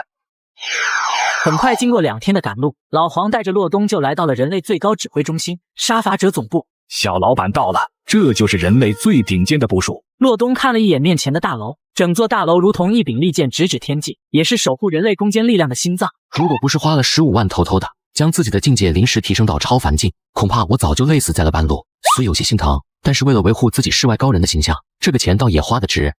很快，洛东跟着老黄来到了最高指挥部办公室。老板，我只能送你到这里面都是圣境强者，不是我小小教习可以停留的。洛东点了点头，推开大门走了进去，只见里面坐着几位圣境强者。想必您就是那位击杀圣境杀戮者的老板，今日一见果然是一表人才，请坐。洛东点了点头，没有任何拘束，走到主位一屁股坐了下去。一名妇人见此立马升起不满，这次还要多谢老板出手相助，否则神州大帝将又会多数百个亡魂。呵呵，各取所需罢了。本来这次我们应该亲自去拜访，但是圣境之间日约太多，牵一发而动全身。如果我们集体出动，恐怕杀戮者那边也会紧随其后。为了避免一些不必要的麻烦，所以只能委屈老板亲自跑一趟。无妨，只要有钱就行，我不介意跑多几里路的。嘿嘿，其实我们这一次请老板来，是想让老板加入杀伐者阵营。老板应该也知道，我们与未知之间实力相差悬殊，再加上杀戮者从中作梗，最终获胜的希望实在是太渺茫了。但是如果老板愿意加入杀伐者，凭你可以探知未知所在的神奇能力，一定可以成为我们最大的助力。同时，人类在这场灾难当中存活的几率也会大大提高。哈，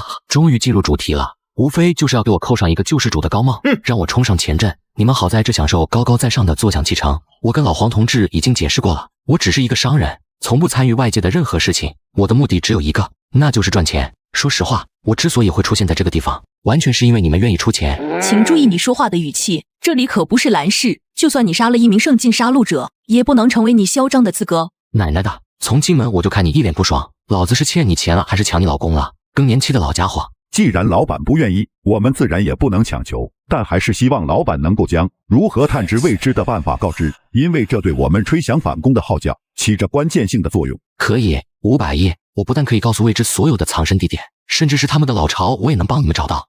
洛东的话让办公室的气氛顿时出现了凝固。你别太过分，500亿，你知道那是多少钱吗？作为一名觉醒者，就有义务也有责任共同抵御入侵者，而不是坐在这里漫天要价。你既然有这种能力，就应该无偿奉献出来，帮助我们一起剿灭未知。而且我听说你有很多的食物，这些东西不应该在你手中，而是应该统一交给我们来管理。特么的，要我无偿奉献，这真就是个傻。我终于明白为什么乱世先杀圣母了，这种人才是最大的祸根。找到未知的办法，我已经给你们指明，至于报酬，呵呵，看来你们应该是付不起的。洛东正准备起身要走，好，你就想这么简单就离开吗？怎么地？你们是不是还要给我管饭？哼，你倒是想得美，我只不过想看看能够击杀圣境杀戮者的人究竟有多强的实力，能够让你如此嚣张。要不我们切磋切磋。面对妇人的突然发难，在座的其余几人都是一副眼观鼻鼻关心的神态，没有任何想出手阻止的意思。一群虚伪小人，明明就想不劳而获，还偏偏装成一副大义凛然的样子，好像我今天不告诉他们找到未知的办法，就成了千古罪人一样。想到这里，洛东脑海当中不禁出现了李冠奇的影子，他可比这些人可要敞亮多了。哈，切磋，我从不和人切磋，我出手必定生死，而你只有一次机会，我奉劝你考虑清楚。妇人心中一惊，但目光扫过其余几人时，他的心里的一丝胆怯瞬间消失不见。就算是自己不敌，难道他还能在几名圣境强者的眼皮子地下将我击杀？就算是神境强者，也做不到瞬杀圣境期的我。好，那我就看看你到底有没有嚣张的本事。老仙女要我无偿奉献全部家产，不同意就要击杀我。我开启无敌领域，反手给了他88下大锤。好，那我就看看你到底有没有嚣张的本事。想试探我的实力是吗？好，那我就让你们看看试探我需要付出的代价。无敌时刻开启。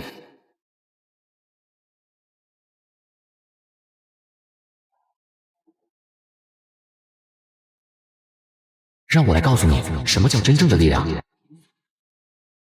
救我！众人一惊，纷纷向洛东掠去，但还未等动身，一道天威般的威压出现在房间内，几名圣境连反抗的机会都没有，被狠狠砸在地上。此时，一名老者走了进来，看到眼前的场景，顿时一惊。住手！还请阁下高抬贵手。洛东瞥了一眼来人，眼中没有丝毫波动。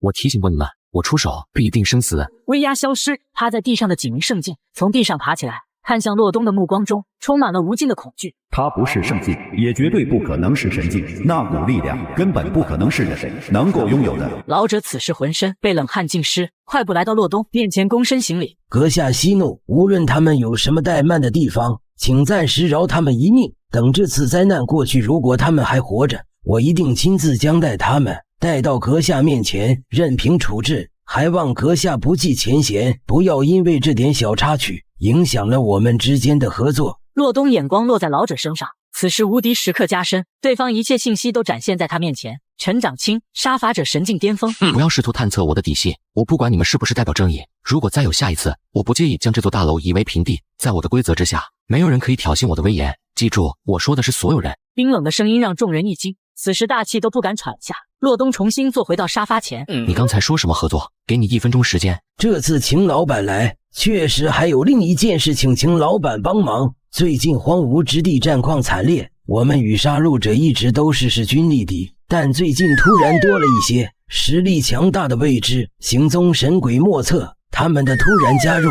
让我们现在处于绝对的劣势，所以恳请老板出手，找出这些未知的藏身之所。只要能发现他们的踪迹，我们就有办法将他们一一铲除。洛东一边听着老者的话，一边读取他心中所想的内容，倒是所言不假。看来未知王座的伤势已经恢复的差不多了，要开始准备接手地球了。我可以帮你们找到那些未知的藏身地点，但是除了你们需要支付的报酬以外，从未知身上获得的钱，我要抽一半。陈长青闻言没有丝毫犹豫，他就按老板的意思做。狗系统查询荒芜之地未知行踪。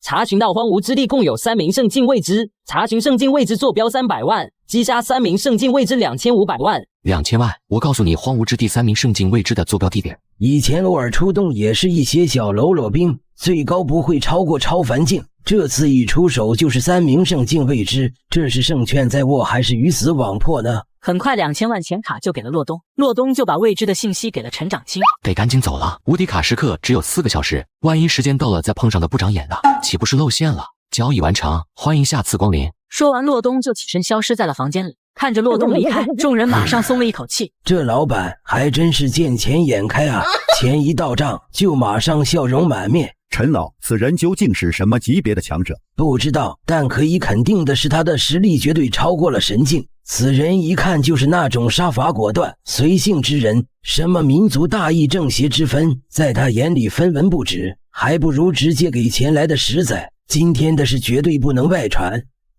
如何？红莲身死，蓝道明他们不是一合之敌。红莲死了，我想阻止，但只是一道威压，我就动弹不得。那道威压给我的感觉只有一个：天塌了。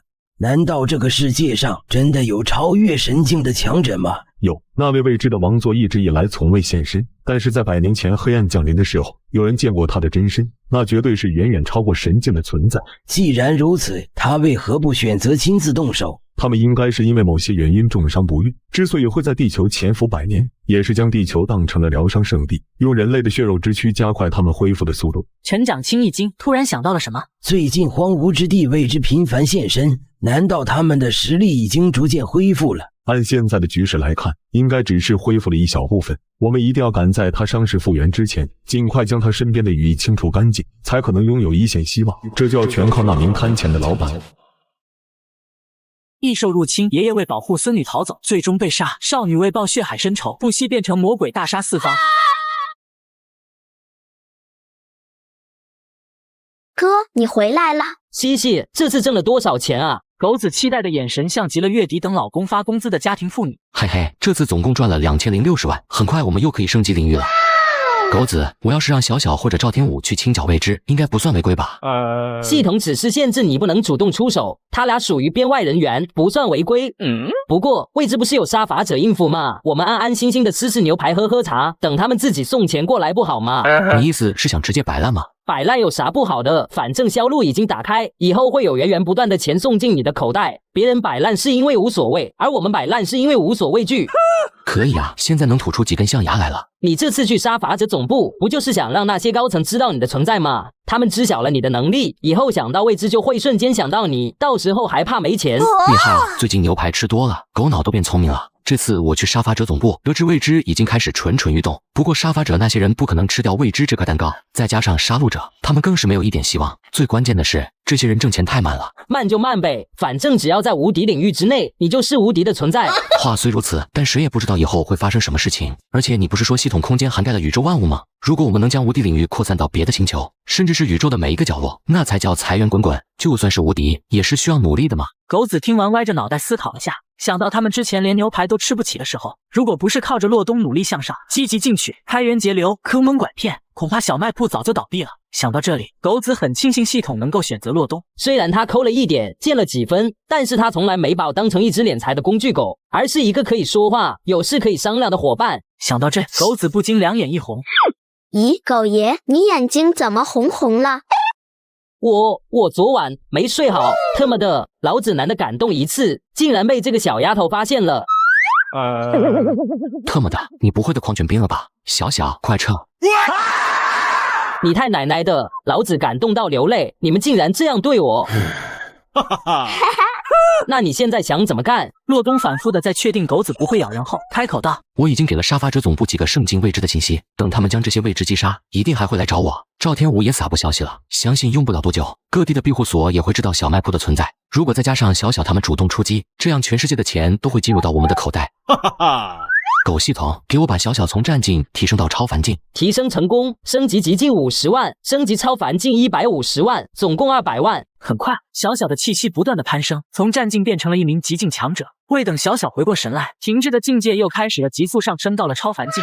查询提升圣境的金额，临时提升到圣境450万，永久提升至圣境期4500万。啊呸！当我没说，告辞。这狗系统不会是看到我现在有钱了，故意哄抬物价吧？按着狗系统的尿性，这种可能也不是没有。不过就算是超凡境，配合小小自身双属性的能力，足以应付圣境之下的所有强敌。洛东把几个超凡境未知的藏身地点传入叶小小的脑海中。小小，知道我们的宗旨是什么吗？小小一愣，点了下头，阴笑道：“我知道，一个钢镚都不能落下。”很快，叶小小就闪身离开。洛东开启系统空间走了进去。查询人类进入2级文明的办法。查询人类进入2级文明的办法300万，帮助人类进入2级文明的办法500亿。我操！哎，500亿，努力来努力去，自己还是个破穷。给我查询人类进入2级文明的办法。人类当中出现一名恒境，将自动升入2级文明。你能多说2句吗？要不然我心都在滴血，要不唱个歌也行啊。你想得美，不行。那麻烦尊贵的系统大人帮我查询一下神境之上还有什么境界，好吗？谢谢您了。查询神境之上的境界10万。狗系统转性了还是变异了？这一次怎么这么便宜？查询到神境之上的境界，2级文明恒境、元境、戴森境，3级文明叹号。为啥后面都是问号？钱太少，只能这么多。特么的狗系统，还是原来的配方，还是熟悉的味道。退出系统后，洛东靠在沙发上思考。如果按照狗系统说的，人类如果想要迈进2级文明，必须要有神境强者突破自身的桎梏，达到恒境层次，只有这样才有资格跟未知掰掰手腕子。就是不知道未知的那个王座是什么境界，恒境、元境，又或者是2级文明中最高级别的戴森境。半天时间过后，小小自信地回到了小卖铺中。哥，这是未知身上的钱，有160万。洛东接过钱卡，扫了一眼小小，大展神威的一幕幕画面出现，简单粗暴，一招秒杀。双属性觉醒者果然是纯粹的战争机器。哥，我感觉那些丑东西似乎变得比以前强大了。虽然我依然可以瞬杀他们，但是消耗的精神力比之前大了许多。他们的实力正在逐渐恢复，相信用不了多久就能重新回到2级文明巅峰。杀伐者之所以会找我，应该也知道了现在时间紧迫，他们要在未知王座恢复之前，尽量多的削弱他们的力量。哥，那我们能帮他们吗？洛东明白小小心中的仇恨和心思，伸手摸了摸叶小小的头，开口道：小小，这个世界有他自己运转的规则，无论是杀伐者还是杀戮者，或者是未知，甚至是那些普通人，他们都身处在这个规则之下，有人生就有人死。你以为除掉未知，人类就能够一劳永逸吗？整个宇宙浩瀚无垠，杀了张三，来了李四，人类如果想逆境翻盘，靠的是整体实力的提升，不是一个所谓的救世主替他们挡下所有的灾难，这是文明等级提升的必经之路。小小怔怔地看着洛东，片刻后他低头道：哥，我明白了。嘿嘿，傻妞，换位思考，你现在击杀未知，不就是在帮助他们吗？开过超市的都知道，在末日之下开超市，那无疑就是找死，因为根本没人光顾。可我不但开了，还开得红红火火，就连人类最强部队都跪着求我卖东西给他们。很快，赵天武把未知的信息散播了出去，小卖部迎来了很多来买未知坐标的杀伐者。排好队，别急，一个一个进。赵天武站在小卖铺门口，吆五喝六着：我们好歹也是极境强者，竟然让我们像普通人一样在外面的，简直是岂有此理！你仔细看看吆喝的那人是什么境界？他不就是个极境吗？用你那榆木疙瘩脑袋想想，连门童都是极境，那位老板又是什么恐怖的存在？让你排队委屈你了吗？下一位。嘿嘿，老板，我要3个战境未知和1个极境未知的坐标信息，32000块。杀伐者付完款后，洛东随即就将未知坐标传入了此人脑海中。下一位。很快，洛东账户余额也达到了3840万。正在这时，不远处走来了几名杀伐者。你手上拿的什么？这是我在转转新换的手机，转转上的2手手机还挺划算的。我这苹果13只要2500，比新机便宜了1400多。而且我帮你们研究过了，转转官方验的手机都经过多轮质检，跟新机一样支持1年质保。上面 iPad Air 5也只要2800，真心推荐买靠谱的2手，就上转转。我没看错吧？连他们也来了。你没看错，确实是他们。我记得他们一直都在荒芜之地与杀戮者战斗，怎么会来这里？你没听说吗？杀戮者最近就像突然偃旗息鼓了一样，没有了任何动静。这下有好看的了，我就不信那个门童连这些人都敢拦。机动战队编号001，总部的王牌战队，真正的尖刀。恐怕这一次连那个老板都要亲自出来迎接。排队去。你们是很强，但也只是对我而言。不过在老板面前，就连李冠奇都变成了小梨子，更何况是你们。他妈的，他还真敢拦啊！傻了吧？这些人随便一个都能一巴掌拍死他，看他等会怎么死。杀伐者001号机动战队队长简一携队员向老板问好。怎么会这样？他们的身份就算是见了首领也不必行如此大礼，现在竟然会屈身一名老板，难道老板身份比首领还？现场顿时一片议论纷纷。来之前首领就说过，老板可是神境之上的存在，要是惹他不开心，非得被一掌拍死。进来吧。王牌战队的队员听闻不敢怠慢，迅速走进小卖部里。洛东看着进门的队长简一，有点惊讶，因为他从简一内心当中看到一道身影。李冠奇不对，虽然那人与李冠奇长得一模一样，但是从神形来看，二者绝对不是一个人。嘿嘿，难道是双胞胎？虽然内心惊讶，但是洛东表情没有变化。你们不是应该在荒芜之地牵制杀戮者的那些圣境吗？怎么会跑来我这个地方？难道你们也缺赏金？老板，最近未知频频现身，杀戮者反而没有了动静。而且前荒芜之地3名圣境未知被我们围杀后，杀戮者更是直接撤出了战场，原因不知。所以你们想趁此机会对未知展开反攻？简一表情开始变得凝重，沉声道：我们的时间不多了，未知一天比一天强大。如果等他们的实力恢复到巅峰，我们没有一丝的胜算。现在只有老板有能力洞悉他们所在，还请老板出手相助。随即几人集体躬身，态度极其诚恳。嘿嘿，好说好说。狗系统800公里内其余位置坐标打包查询。800公里内共有12处位置坐标地点，查询具体坐标1800万。4000万，我给你3个圣境未知的坐标，还有一些未知的巢穴。简一没有任迟疑，作为最强的王牌战队，这点钱他们还是有的。骆东将坐标传入了简一的脑海。谢谢老板了。说完，带着队员躬身告退。几人离开后，赵天武来到骆东面前。老板，外面人越来越多了。赵天武，你这次做的不错，这是你的奖励。说完，骆东花了150万把赵天武提升到了超凡境。多谢老板的恩赐，小的愿为老板上刀山下火海。好了，你忙你的事去吧。好的，老板。狗系统，给我升级领域。升级成功，无敌领域扩大到3200公里。您当前的余额为1040万，下一次升级所需100亿，获恒境生命体1颗，奖励2级文明母种1颗。随着无敌领域升级成功，原本800公里的神石又开始了疯狂的蔓延，无数的景象被这股神石笼罩。哟，这不是紫菱那妹纸吗？怎么没发现小李子的身影？骆东查遍了整个无敌领域，却依旧没能发现李观奇的影子。该不会被让未知给宰了吧？这小子身为杀戮者首座，100年来竟然不沾一滴人类的血，要我是未知早把他给宰了。算了，凡事要往好处想，万一只是被打残了呢？嘻嘻，狗哥，解释恒境生命体和2级文明母种。文明母种是文明硕果的结晶，它可以大大缩短文明进化的时间。一旦有人获得文明母种，它就会以一种急速的方式成长。等达到文明等级的极限境界后，它所在的族群就会向着下一等级的文明跃迁。只不过身怀文明母种的生命体也会同时被抽干生机。这完全就是牺牲自己成全他人的必死之举。那我可以随便找个人就能在短时间内完成人类的文明进化吗？如果可以的话，杀伐者总部一定会倾家荡产来完成这笔交易。嘻嘻，不行，文明母种只会选择最有可能成为文明进化者的生命体，一种族群只会存在一个。一夜暴富的计划泡汤，还是老老实实搬砖吧。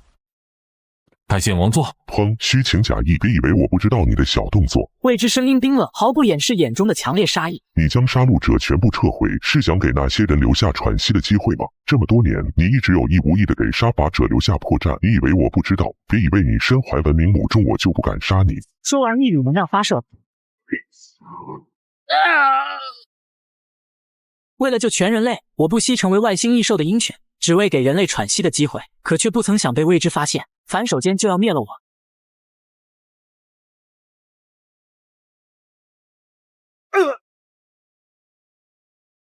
计划当中出现了变数，最近我们的行踪频频暴露在杀伐者的视线下，我怀疑有人掌握了获取你们位置的办法。他们在明，我们在暗，局势明显对我们不利，所以不如先将所有人撤回，保存实力。哼，变数？什么变数？给我1个月的时间，我一定可以查明原因。呵呵，1个月，恐怕1个月以后，我那些族人已经全都被杀干净了吧？话音刚落，庞大的身躯开始急速收缩，转眼间已经凝聚成了人类的模样。你也不必查了，用不了多久，我的实力就可以完全恢复。到时候无论什么变数，我都会让它消失。至于你能为文明献身，是你无上的荣幸。属下告退。哼，一个低级的文明种族，竟然妄想在我面前玩弄心计。如果不是文明母种选择了你，我又怎么会留你到现在？说完，抬起手掌，虚空一抓，一道人形从空间出现。东陵云，从现在开始，你就是杀戮者首座。我要你在1个月之内攻破人类最后的防御。去吧，给我证明你的价值。属下遵命。怎么回事？你受伤了？难道是未知王座恢复了？还没有，看上去只是恢复了6、7成。即便是这样，以我神境巅峰的实力，在他面前已经微不足道了。而且这一次，他真的对我动了杀心。你身上要有他们的文明母种，难道他真舍得杀你？他们之所以一直留着我，就是想依靠我体内的文明母种，加快他们回到2级文明的速度。一旦我的境界突破了神境，他们的实力就会瞬间恢复到巅峰状态。可如果他们提前恢复了实力，那我在他们面前就会一文不值。如果真是这样的话，他们一定会对人类进行最后的清剿。这一次杀戮者必定会首当其冲，等到和杀伐者2败俱伤以后，他们才会出来收拾残局。而且东凌云会成为未知撕开人类防线的一柄尖刀。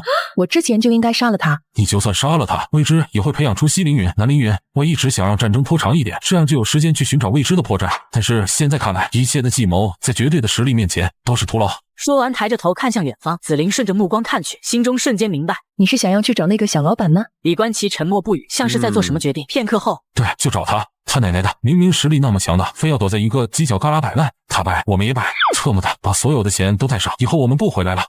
此时小卖铺内，几个身影整齐地站在骆东面前。恭喜啊，老黄同志，这次收获不错呀。哈哈，这得多谢老板提供的未知分巢消息。嘿嘿，看来钱凑够了。这次成功剿灭未知分巢，总部奖励了我150万，其余参战队员奖金20万，凑起来有300多万。好，那我祝你突破超凡境。等一下，老板！黄忠实急忙把旁边的白浩拉了过来。老板，他比我年轻，天赋也比我好，所以这一次他比我更合适。黄哥，白浩刚开始听到黄忠实说钱攒够了的时候，他的心中有了一丝芥蒂，但是没想到黄忠实却毅然的将这机会给了他。黄哥，不行，这里面有你的一半，就算是以你现在教习的身份，那也是你10年的俸禄。黄忠实摇了摇头，这次行动本来就是你出力最多，而且凭你的天赋和风属性，一旦突破，必然会超过同境界的强者。你和我不一样，你年轻有天赋，是总部击碎黑暗的利刃，利刃就该是见血之物，怎能藏在袖袍之中？此时所有队员深受感动，就连洛东眼神中都带着一丝赞赏，尤其是白浩，他的眼眶已经泛红。黄哥，可是没有可是，这是命令。考虑清楚了吗？还请老板出手。好，狗系统提升超凡境的金额，临时提升到超凡境15万，永久提升至超凡境150万。永久提升。很快，白浩的境界就提升到了超凡境，随后一把抱住老黄，心中对老黄充满了尊敬和恩情。滚蛋！老子虽然年纪大了，但也不想被一个男人抱在怀里，而且这钱是老子借你的，你挣够了赶紧还给老子！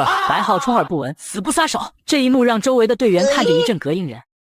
请老板助我突破极境。一名战境队员上前一步，目光灼灼地盯着洛东。见此情形，一个个队员也反应了过来，纷纷围绕在了洛东面前。好，都有，先交钱，嘻嘻。片刻后，大部分队员都突破了自身的境界，达到了一个新的层次。我也要。你要啥？我也要突破战境。你有钱吗？啊，我没有啊。没有你凑什么热闹？如烟脸上有些尴尬。不好意思，气氛烘托到这儿了，就随口一说。老黄一脚把白浩踹开，还拉着如烟走到洛东面前。老板，如烟上次护城有功，提升战绩的费用是16万吧，算在我身上吧。谢谢教官。狗系统给他提升到战境期，临时提升到战境期8000块，永久提升，赶紧的，搞快点。瞬间，如烟身上的境界提升，并爆发出强烈的水属性。水属性，如烟竟然觉醒了水属性。与此同时，洛东账户内的余额被扣了800万。狗系统，你给我出来！你特么给我解释，为什么别人突破战境是8万，而他是800万？因为他有突破水属性觉醒者的选项。那你为什么不早说？是你不让我说的。哎，现在钱也收了，境界也提升了，难道让自己舔着个老脸再去要？那我无敌的形象和臭鸡蛋有什么区别？为了面子，老子忍了。我的800万。我上演了一出英雄救美，竟让如烟大帝喜欢上了我，为此还要跟我表白，可我却为花在他身上的800万而悲愤中，为此还要杀了他。狗子，我想好了，你去杀了他吧。嘿嘿，老板真是我们的福星啊！水属性觉醒者那可是以1敌3的存在呀！特么的，这是什么狗屁福星啊？那都是用我的钱堆出来的呀！3分钟为一个女人花了800万，我的800万啊！如烟眼神中闪过一丝色彩，她喜欢上了一个人，但是对方的实力过于强大到她只是个微不起眼的存在。现在的我觉醒了水属性，再也不是一个帮不上忙的无用之人了，也可以像小小一样帮你挣更多的钱了。你喜欢钱，我不喜欢，但我喜欢你。从今以后，除了你，钱在我心里就是最重要的东西。如烟深情看着洛东，谢谢你。黄忠实看着暧昧的环境，立马心领神会的领着队员全部消失。临走时还得到狗爷一个赞赏的目光。至于洛东，他还沉浸在800万惨案的悲伤之中。老板，我想说。如烟紧张的浑身颤抖，这可把一旁的狗子急坏了。说呀，你倒是说呀！哎，人类真是太磨叽了，还是做狗好，喜欢谁可以直接扒谁身上。我想说，谢谢你用16万重新让我捡起了自信，我会继续努力的，会很努力的。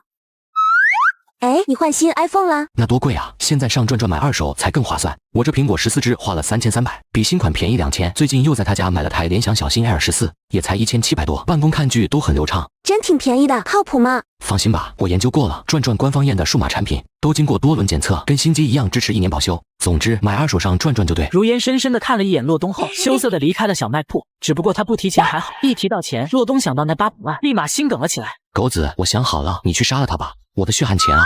哥，你舍得吗？如烟姐可是对你一往情深呀。下一个，老者点了点头，走进了小卖部，来到洛东面前。洛东随即目光一凝，谢青南，杀伐者神境守护者之一，未知的走狗。嘿嘿，真是有趣。听说老板能够洞悉未知所在，老朽特意前来拜访。嘿嘿，我上知天文，下知地理，无所不知。那我有一个问题需要请教老板。尽管问，无论是前途命运、爱情姻缘，又或者是你心中的愿望，我都可以帮你实现。当然，前提是你得付得起钱。呵呵，老朽的愿望只不过是希望人类能够在这场灾难中活下去而已。我是想问，人类在这场灾难中还有无生还的可能？你这是想洞察天机啊？这个问题可不便宜，得加钱。这样吧，5000万，我就折损阳寿为你探一次天机。老者立马给了钱，似乎真的在为人类的生存而担忧。洛东眼神微眯，手指正在杂乱无章的变换着。有一线生机。生机在哪？这可是另一个问题了，得加钱。不过这个问题需要的报酬你付不起。老者眉头一皱，心里飞快地计算着。片刻后，呵呵，既然如此，那老朽就不叨扰了。洛东看着谢金南离开的背影，嘴角有些玩味。来都来了，不杀几只未知助助兴。呵呵，不了，老朽这次外出还有更重要的事情。说完，迅速地离开了小卖铺。哈，想杀我？看来杀伐者手座向他隐藏了我压制神境强者的情报。离开小卖铺后，神境强者的气息在他身上展露无遗，顺势就出现在了1500公里以外的地方。你们到底准备什么时候动手？1个月之内，杀伐者总部必将被我们踏平。不行，1个月的时间太长，我感觉总部已经有人在怀疑我了。一旦暴露，我必定会死在他们手上。这么多年，貌似将情报送到你的手上，就是希望你们能够早日助我夺得首领之位。但是这么多年过去了，你们连大门都攻不破，特么的废物！哼，你说谁是废物？谢金南想要挣脱，却一丝不动，惊道：你突破到了神境巅峰。哼，再有下一次，我必杀你！一个神境强者的血肉，说不定能让我再进一步。你现在这个样子和人形未知又有什么区别？人形未知又怎么样？我要的是力量，更强的力量。如果不是那个该死的李冠奇，我也不会变成现在这样。如果杀戮者在我手上，杀伐者总部早已变成一片血海，一切都是他造成的。我要亲手把属于我的都夺回来，然后再一口一口把它吃掉。结。谢青南内心升起一丝寒意，杀戮者2把手东凌云已经彻底变成了一只人形未知。我会找机会引开总部的那几个老东西，到时候就是你出手的机会。说完正准备转身就走，没走几步他突然停下脚步。对了，我来之前去了一趟蓝市，那个小卖铺的老板对我说了一句话：人类尚存一线生机。就是那个小卖部老板提供的信息害我变成这样，装神弄鬼而已。等未知大军倾巢而出的时候，我倒要看看他说的生机在哪。一母同胞的兄弟，却因为外星异兽的降临，走向了2条不同的道路，一个是庇护人类的英雄，一个却是被世人唾弃的未知走狗。然而令所有人都没想到的是，这其实是100年前2人布下的一盘棋。洛东笑眯眯地看着面前熟悉又陌生的面孔，观其不语真君子，落子无悔大丈夫。呵呵，好名字。呵呵，已经有100多年没有听到过我的名字了。老板果然神机妙算。嘿嘿，洛子兄，请坐吧。青衣男子见状坐了下来。如果我还没有老糊涂的话，我与老板应该是第一次见面，但是看你店里的员工好像认识我。之前有一个跟你长得一模一样的人来过我这儿。哦，他来此所为何事？吃饺子、喝酒，还有试探我。李洛子表情一怔，嘿嘿，他应该不会对你动手，也幸亏没有向你出手，不然的话，他就会成为这100多年来第一位陨落的神境强者。洛东摊了摊手，无奈道：你就说可不可惜吧，他身上那么多钱，我明明可以直接抢的，现在还得费尽心思想尽办法去坑他。哎，做点小买卖真的不容易啊。哈哈，坑得好啊！他的钱可都是从杀戮者手中得到的不义之财，进了老板的口袋总好过变成利器砍在我们身上。不过你坑了他，可就不能坑我了吧？毕竟我的钱可都是人民的血汗钱。闻言，洛东一阵无语。杀伐者总是这样，穷的同时还很抠的时候还很有骨气。所以你想用人民的血汗钱从我这得知王座为何不出手的原因，或者说你想问未知王座会在什么时候动手，对吗？李洛子一惊，目光死死地盯着洛东。我的名字和身份或许还有获知的可能，比如从我弟弟李冠奇那，但是总不至于连我内心当中想什么对方都能知道吧？而且一字不差。没错，我确实想知道这个原因。或许之前是因为他们受伤的原因，没有与人类鱼死网破，可现在他们实力恢复了不少，攻破人类的防御应该不在话下。尤其是那个未知王座，他的实力绝对在神境之上。如果他出手，我们必将一败涂地。狗系统查询未知王座不出手的原因，还有出手的时间。查询未知王座不出手的原因，简略信息2亿，详细信息20亿。查询未知王座向人类出手的时间，简略信息5000万，详细计划500亿。午夜，我来给你解惑。本来还想着依靠详细信息捞一把，但看到李洛子身上的钱后，也就打消了这个念头。李洛子淡然一笑，随即付了款。未知王座不出手的原因，因为未知领地被2级文明蚁人族占领，未知王座想要夺回领地，必须前往星域寻找进入3级文明的办法，而前往星域需要达到元境层次，而地球上的生灵只能让他恢复到原来的恒境巅峰。为了自身实力不受损伤，他让人类自相残杀，以极低的代价清除人类，这样他才能保证在1个月之后，文明母种结出硕果的时候，踏入元境层次，届时以观其献祭，人类灭亡。原来未知的文明母种在这个小子身上，看来李冠奇身上那个连他都无法窥探的秘密，应该就是与文明母种有关。小李子不容易，一个好消息，一个坏消息，你想先听哪个？坏消息，你弟弟会死，所有人都会死，你们都会变成未知王座的养料，成为他寻找3级文明路上的奠基石。李洛子虽然早有准备，但听到结果的时候，还是失落了不少。那好消息，好消息是你们还能活1个月的时间。李洛子目光变得空洞，这能算好消息吗？当然，至少这1个月之内，他们还不会对你们发起进攻，只会让杀戮者完成他们最后的使命。等你们拼得你死我活的时候，他们才会悠哉悠哉的出来清扫战场。至于那个未知王座没有选择出手，是因为他在保存最后的实力。1个月之后，你弟弟献祭，他就会借助文明硕果的力量达到一个新的层次，到时候人类必将灭亡。100多年来，我们苦苦挣扎，就是为了在绝境当中寻找一线生机，但是到头来还是一样的结果。老板，关奇喝的酒，给我来1瓶。看在人民血汗钱的份上，这瓶酒1块钱，多谢。说完就接过酒瓶大口的喝了起来。这兄弟俩以天下为棋盘，众生为棋子，一下就是100多年。为了拖延时间找到破局之法，更是让无数人以生命为代价。可以说这场战争中，有90%之人都死在了他们的棋盘上。说他们是英雄，绝对不是，倒更像是2个充满智谋、行事果断的操盘手。虽然手段残酷，但不得不说却是最好的一个办法。可惜了，那些死在战争中的人，我没能还他们一片蓝天。关奇背负100年骂命，我也没能为他洗刷冤屈。不过这不重要了，只要我李老子还活着1天，就绝不会拱手让给这些畜生。就算身死，我也得见他们一身血。杯中酒一饮而尽，李洛子重重落杯。好酒，9千麻烦付一下。豪迈归豪迈，我也无奈，1块钱买不了吃亏，但是能让我违规啊。老板，这个玩具是小七小时候最喜欢的东西，因为小时候爸妈总把最好的东西留给他，我很嫉妒，所以偷了他这把枪，然后告诉他丢了。为此他伤心了很久。如果他再来找你，麻烦老板把这东西还给他。你应该亲自还给他。我们暂时还不能见面。这一盘100多年的棋局虽然没能改变最终的结果，但是棋盘上那些没用的棋子也该清算清算。说到这里，李洛子眼中的杀机一闪，洛东也没有再推脱，接过李洛子的手枪。既然知道了未知王座出手的时间，我要赶回去好好部署一番，不打扰老板做生意，告辞。老陈，让谢青兰知道，青城郊外有一只神境为质，择日我会亲自前往斩杀。此人心思缜密，不一定会信。这一次我们没有刻意隐瞒行程，就是为了让他知道我们此行的目的。我相信用不了多久，他一定会想办法调虎离山。一旦我离开总部，就是杀戮者出手的时机。但如果你真的离开了总部，防御力量必定大损。放心，我自有打算。另外，让所有庇护所协同普通民众全部撤回京市以及海市。这一次生死存亡，既然不能同生，那就共死。一母同胞的兄弟，却因为外星异兽的降临，走向了2条不同的道路。一个是庇护人类的英雄，一个却是被世人唾弃的未知走狗。然而令所有人都没想到的是，这其实是100年前2人布下的一盘棋。姐，李关起想逃，你是逃不出王座的手掌心的。就算身死，我也不会再做王座的一条狗了。姐，你现在还不能死，不过你身边的美人倒是可以先行一步。主人，想杀他，那就从我的尸体上踏过去。没法，雷龙破天。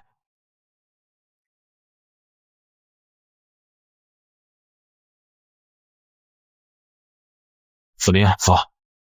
各位兄弟同胞们，1个月后，未知全盘出动，这将会是人类最后的生死之战。李洛子并没有向民众隐瞒，反而正大光明的昭告天下，他要激发出所有人的悲壮之情，就算没有希望，也必当全力以赴。杀伐者总部，一群群众纷纷围了上来。小伙子，听说过些天就要上战场了，这是我这么多年攒下的一些食物，你们拿去吧。一名身形颤颤巍巍的老人将手中的竹篮推到了杀伐者的面前。杀伐者刚想推脱，你们就拿着吧。虽然我们战场杀敌帮不上忙，但是让你们吃饱饭一定竭尽全力，你们就拿着吧。看着面前堆积如山的食物，杀伐者们心中满是感动。大哥哥，我也要去杀怪兽，我要保护我的爷爷奶奶不受伤害。算我一个，我是极境觉醒者，以前觉得你们杀伐者规矩太多，所以我就没有加入，现在也管不了什么狗屁规矩了，我愿意成为一名杀伐队员，任凭调遣。战境古乐天，我也要去。我也去，我也要。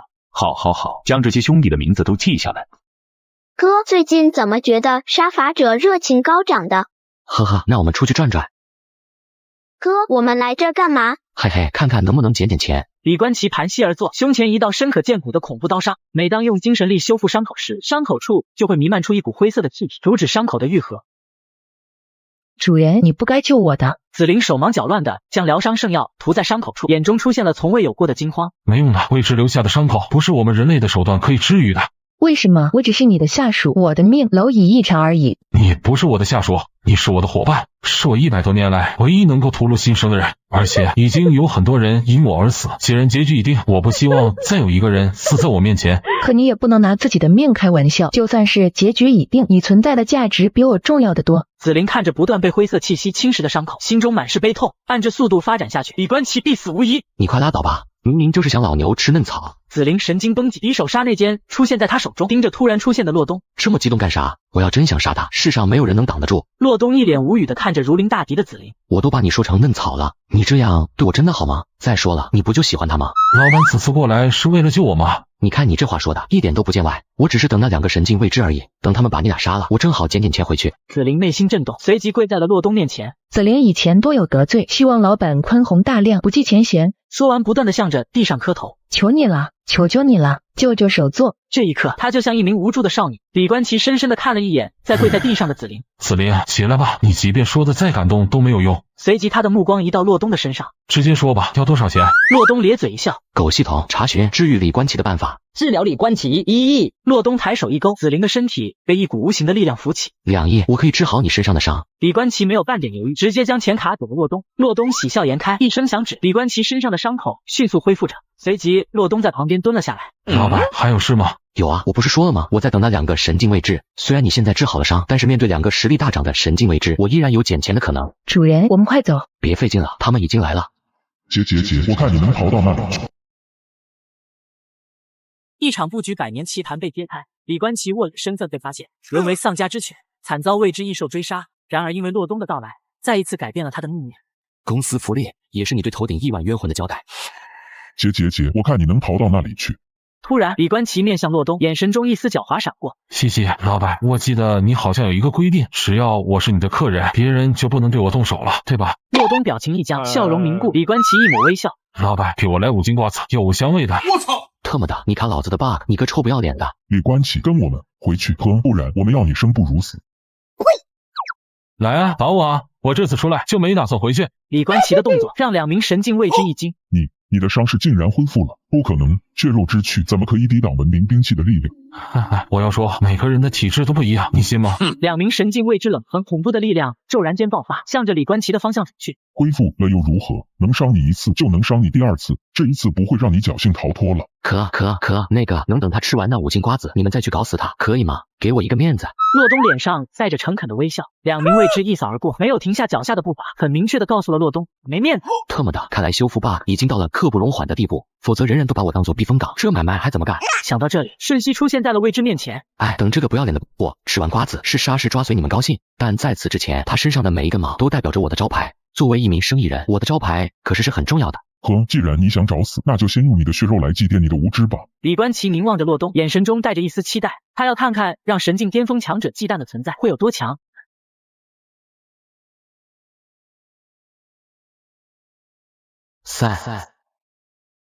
李冠奇心中巨浪惊涛，这就是他真正的实力吗？弟子之威，言出法随。一旁的紫菱更是震撼到无以复加，想到在小卖铺有过对洛东出手的冲动，身体一颤，看向洛东时变成了深深的恐惧。小，我们走。老板，等一下，你要干啥？要不再买5斤瓜子？李冠奇嗅到洛东语气中带着一丝危险的味道，惴惴不安的开口道：我此行的目的也是小卖铺，不如与老板同行。洛东白了一眼，不欢迎。我想请老板破掉我身上的死局。话音刚落，瞬间已经发现自己身处在了小卖部内。李冠奇一脸茫然。老板，你刚才不是说不欢迎吗？西，口误，我说的是很欢迎。小，煮饺子。李冠奇看着热气腾腾的饺子，明显有些心不在焉。你紧张啥？不就是体内有一颗文明母种吗？又不是生孩子，没人笑话你。老板，最多半个月的时间，我就会突破到一个新的境界。到那个时候，文明母种爆发，便宜了那些畜生，我实在不甘心。那你怎么不让未知杀了你？或者你干脆自杀？你死了，一了百了，文明母种也会消失，我也能继承你的遗产，两全其美。李冠奇一怔，苦笑道：因为我不想死，而且我也不想死的没有任何价值。无数同胞的冤魂压在我的头顶，我若轻言生死，他们就会成为孤魂野鬼，所以我还不能死，我的命要留着做最后的殊死一搏。洛东点了点头，你们兄弟两个倒是挺像。他来过，也是。他如果不来找你，怎么可能知道未知出手的准确时间？这几天消息四散，就连未知那边也听到了不少风声。他这一手阳谋，彻底打乱了未知之前的计划。他找你还有别的事吗？你要是收费的话，就当我没问。探测天机，追忆往昔，归还赃物。什么赃物？洛东从系统空间内拿出了那一把玩具手枪。堂堂杀伐者首领吃醋偷东西，堂堂杀戮者手作伤心哭鼻子，啧。他知道个屁！他以为偷了我的手枪，其实这把是我用自己的零花钱买的。随后手掌一翻，一把一样的玩具手枪出现在他手中。因为我是弟弟，所以爸妈总是会将最好的留给我，但我能明白他的感受，于是我偷偷用自己的零花钱买了个一模一样的，故意放在了显眼的位置。原来是这样，这兄弟俩还真是天生的谋略家。还请老板出手相助。狗系统查询解除未知文明母种的办法。击杀恒靖王座位之300亿，系统之力彻底抹除500亿。特么的，最近是货币膨胀了还是你膨胀了？狗系统，你是不是对钱没什么概念？李冠奇身上的文明母种是2级文明产物，不行，太贵了，有没有其他办法？签订协议。嘿嘿，怎么把这事给忘了？你身上的钱并不足以支付我需要的报酬。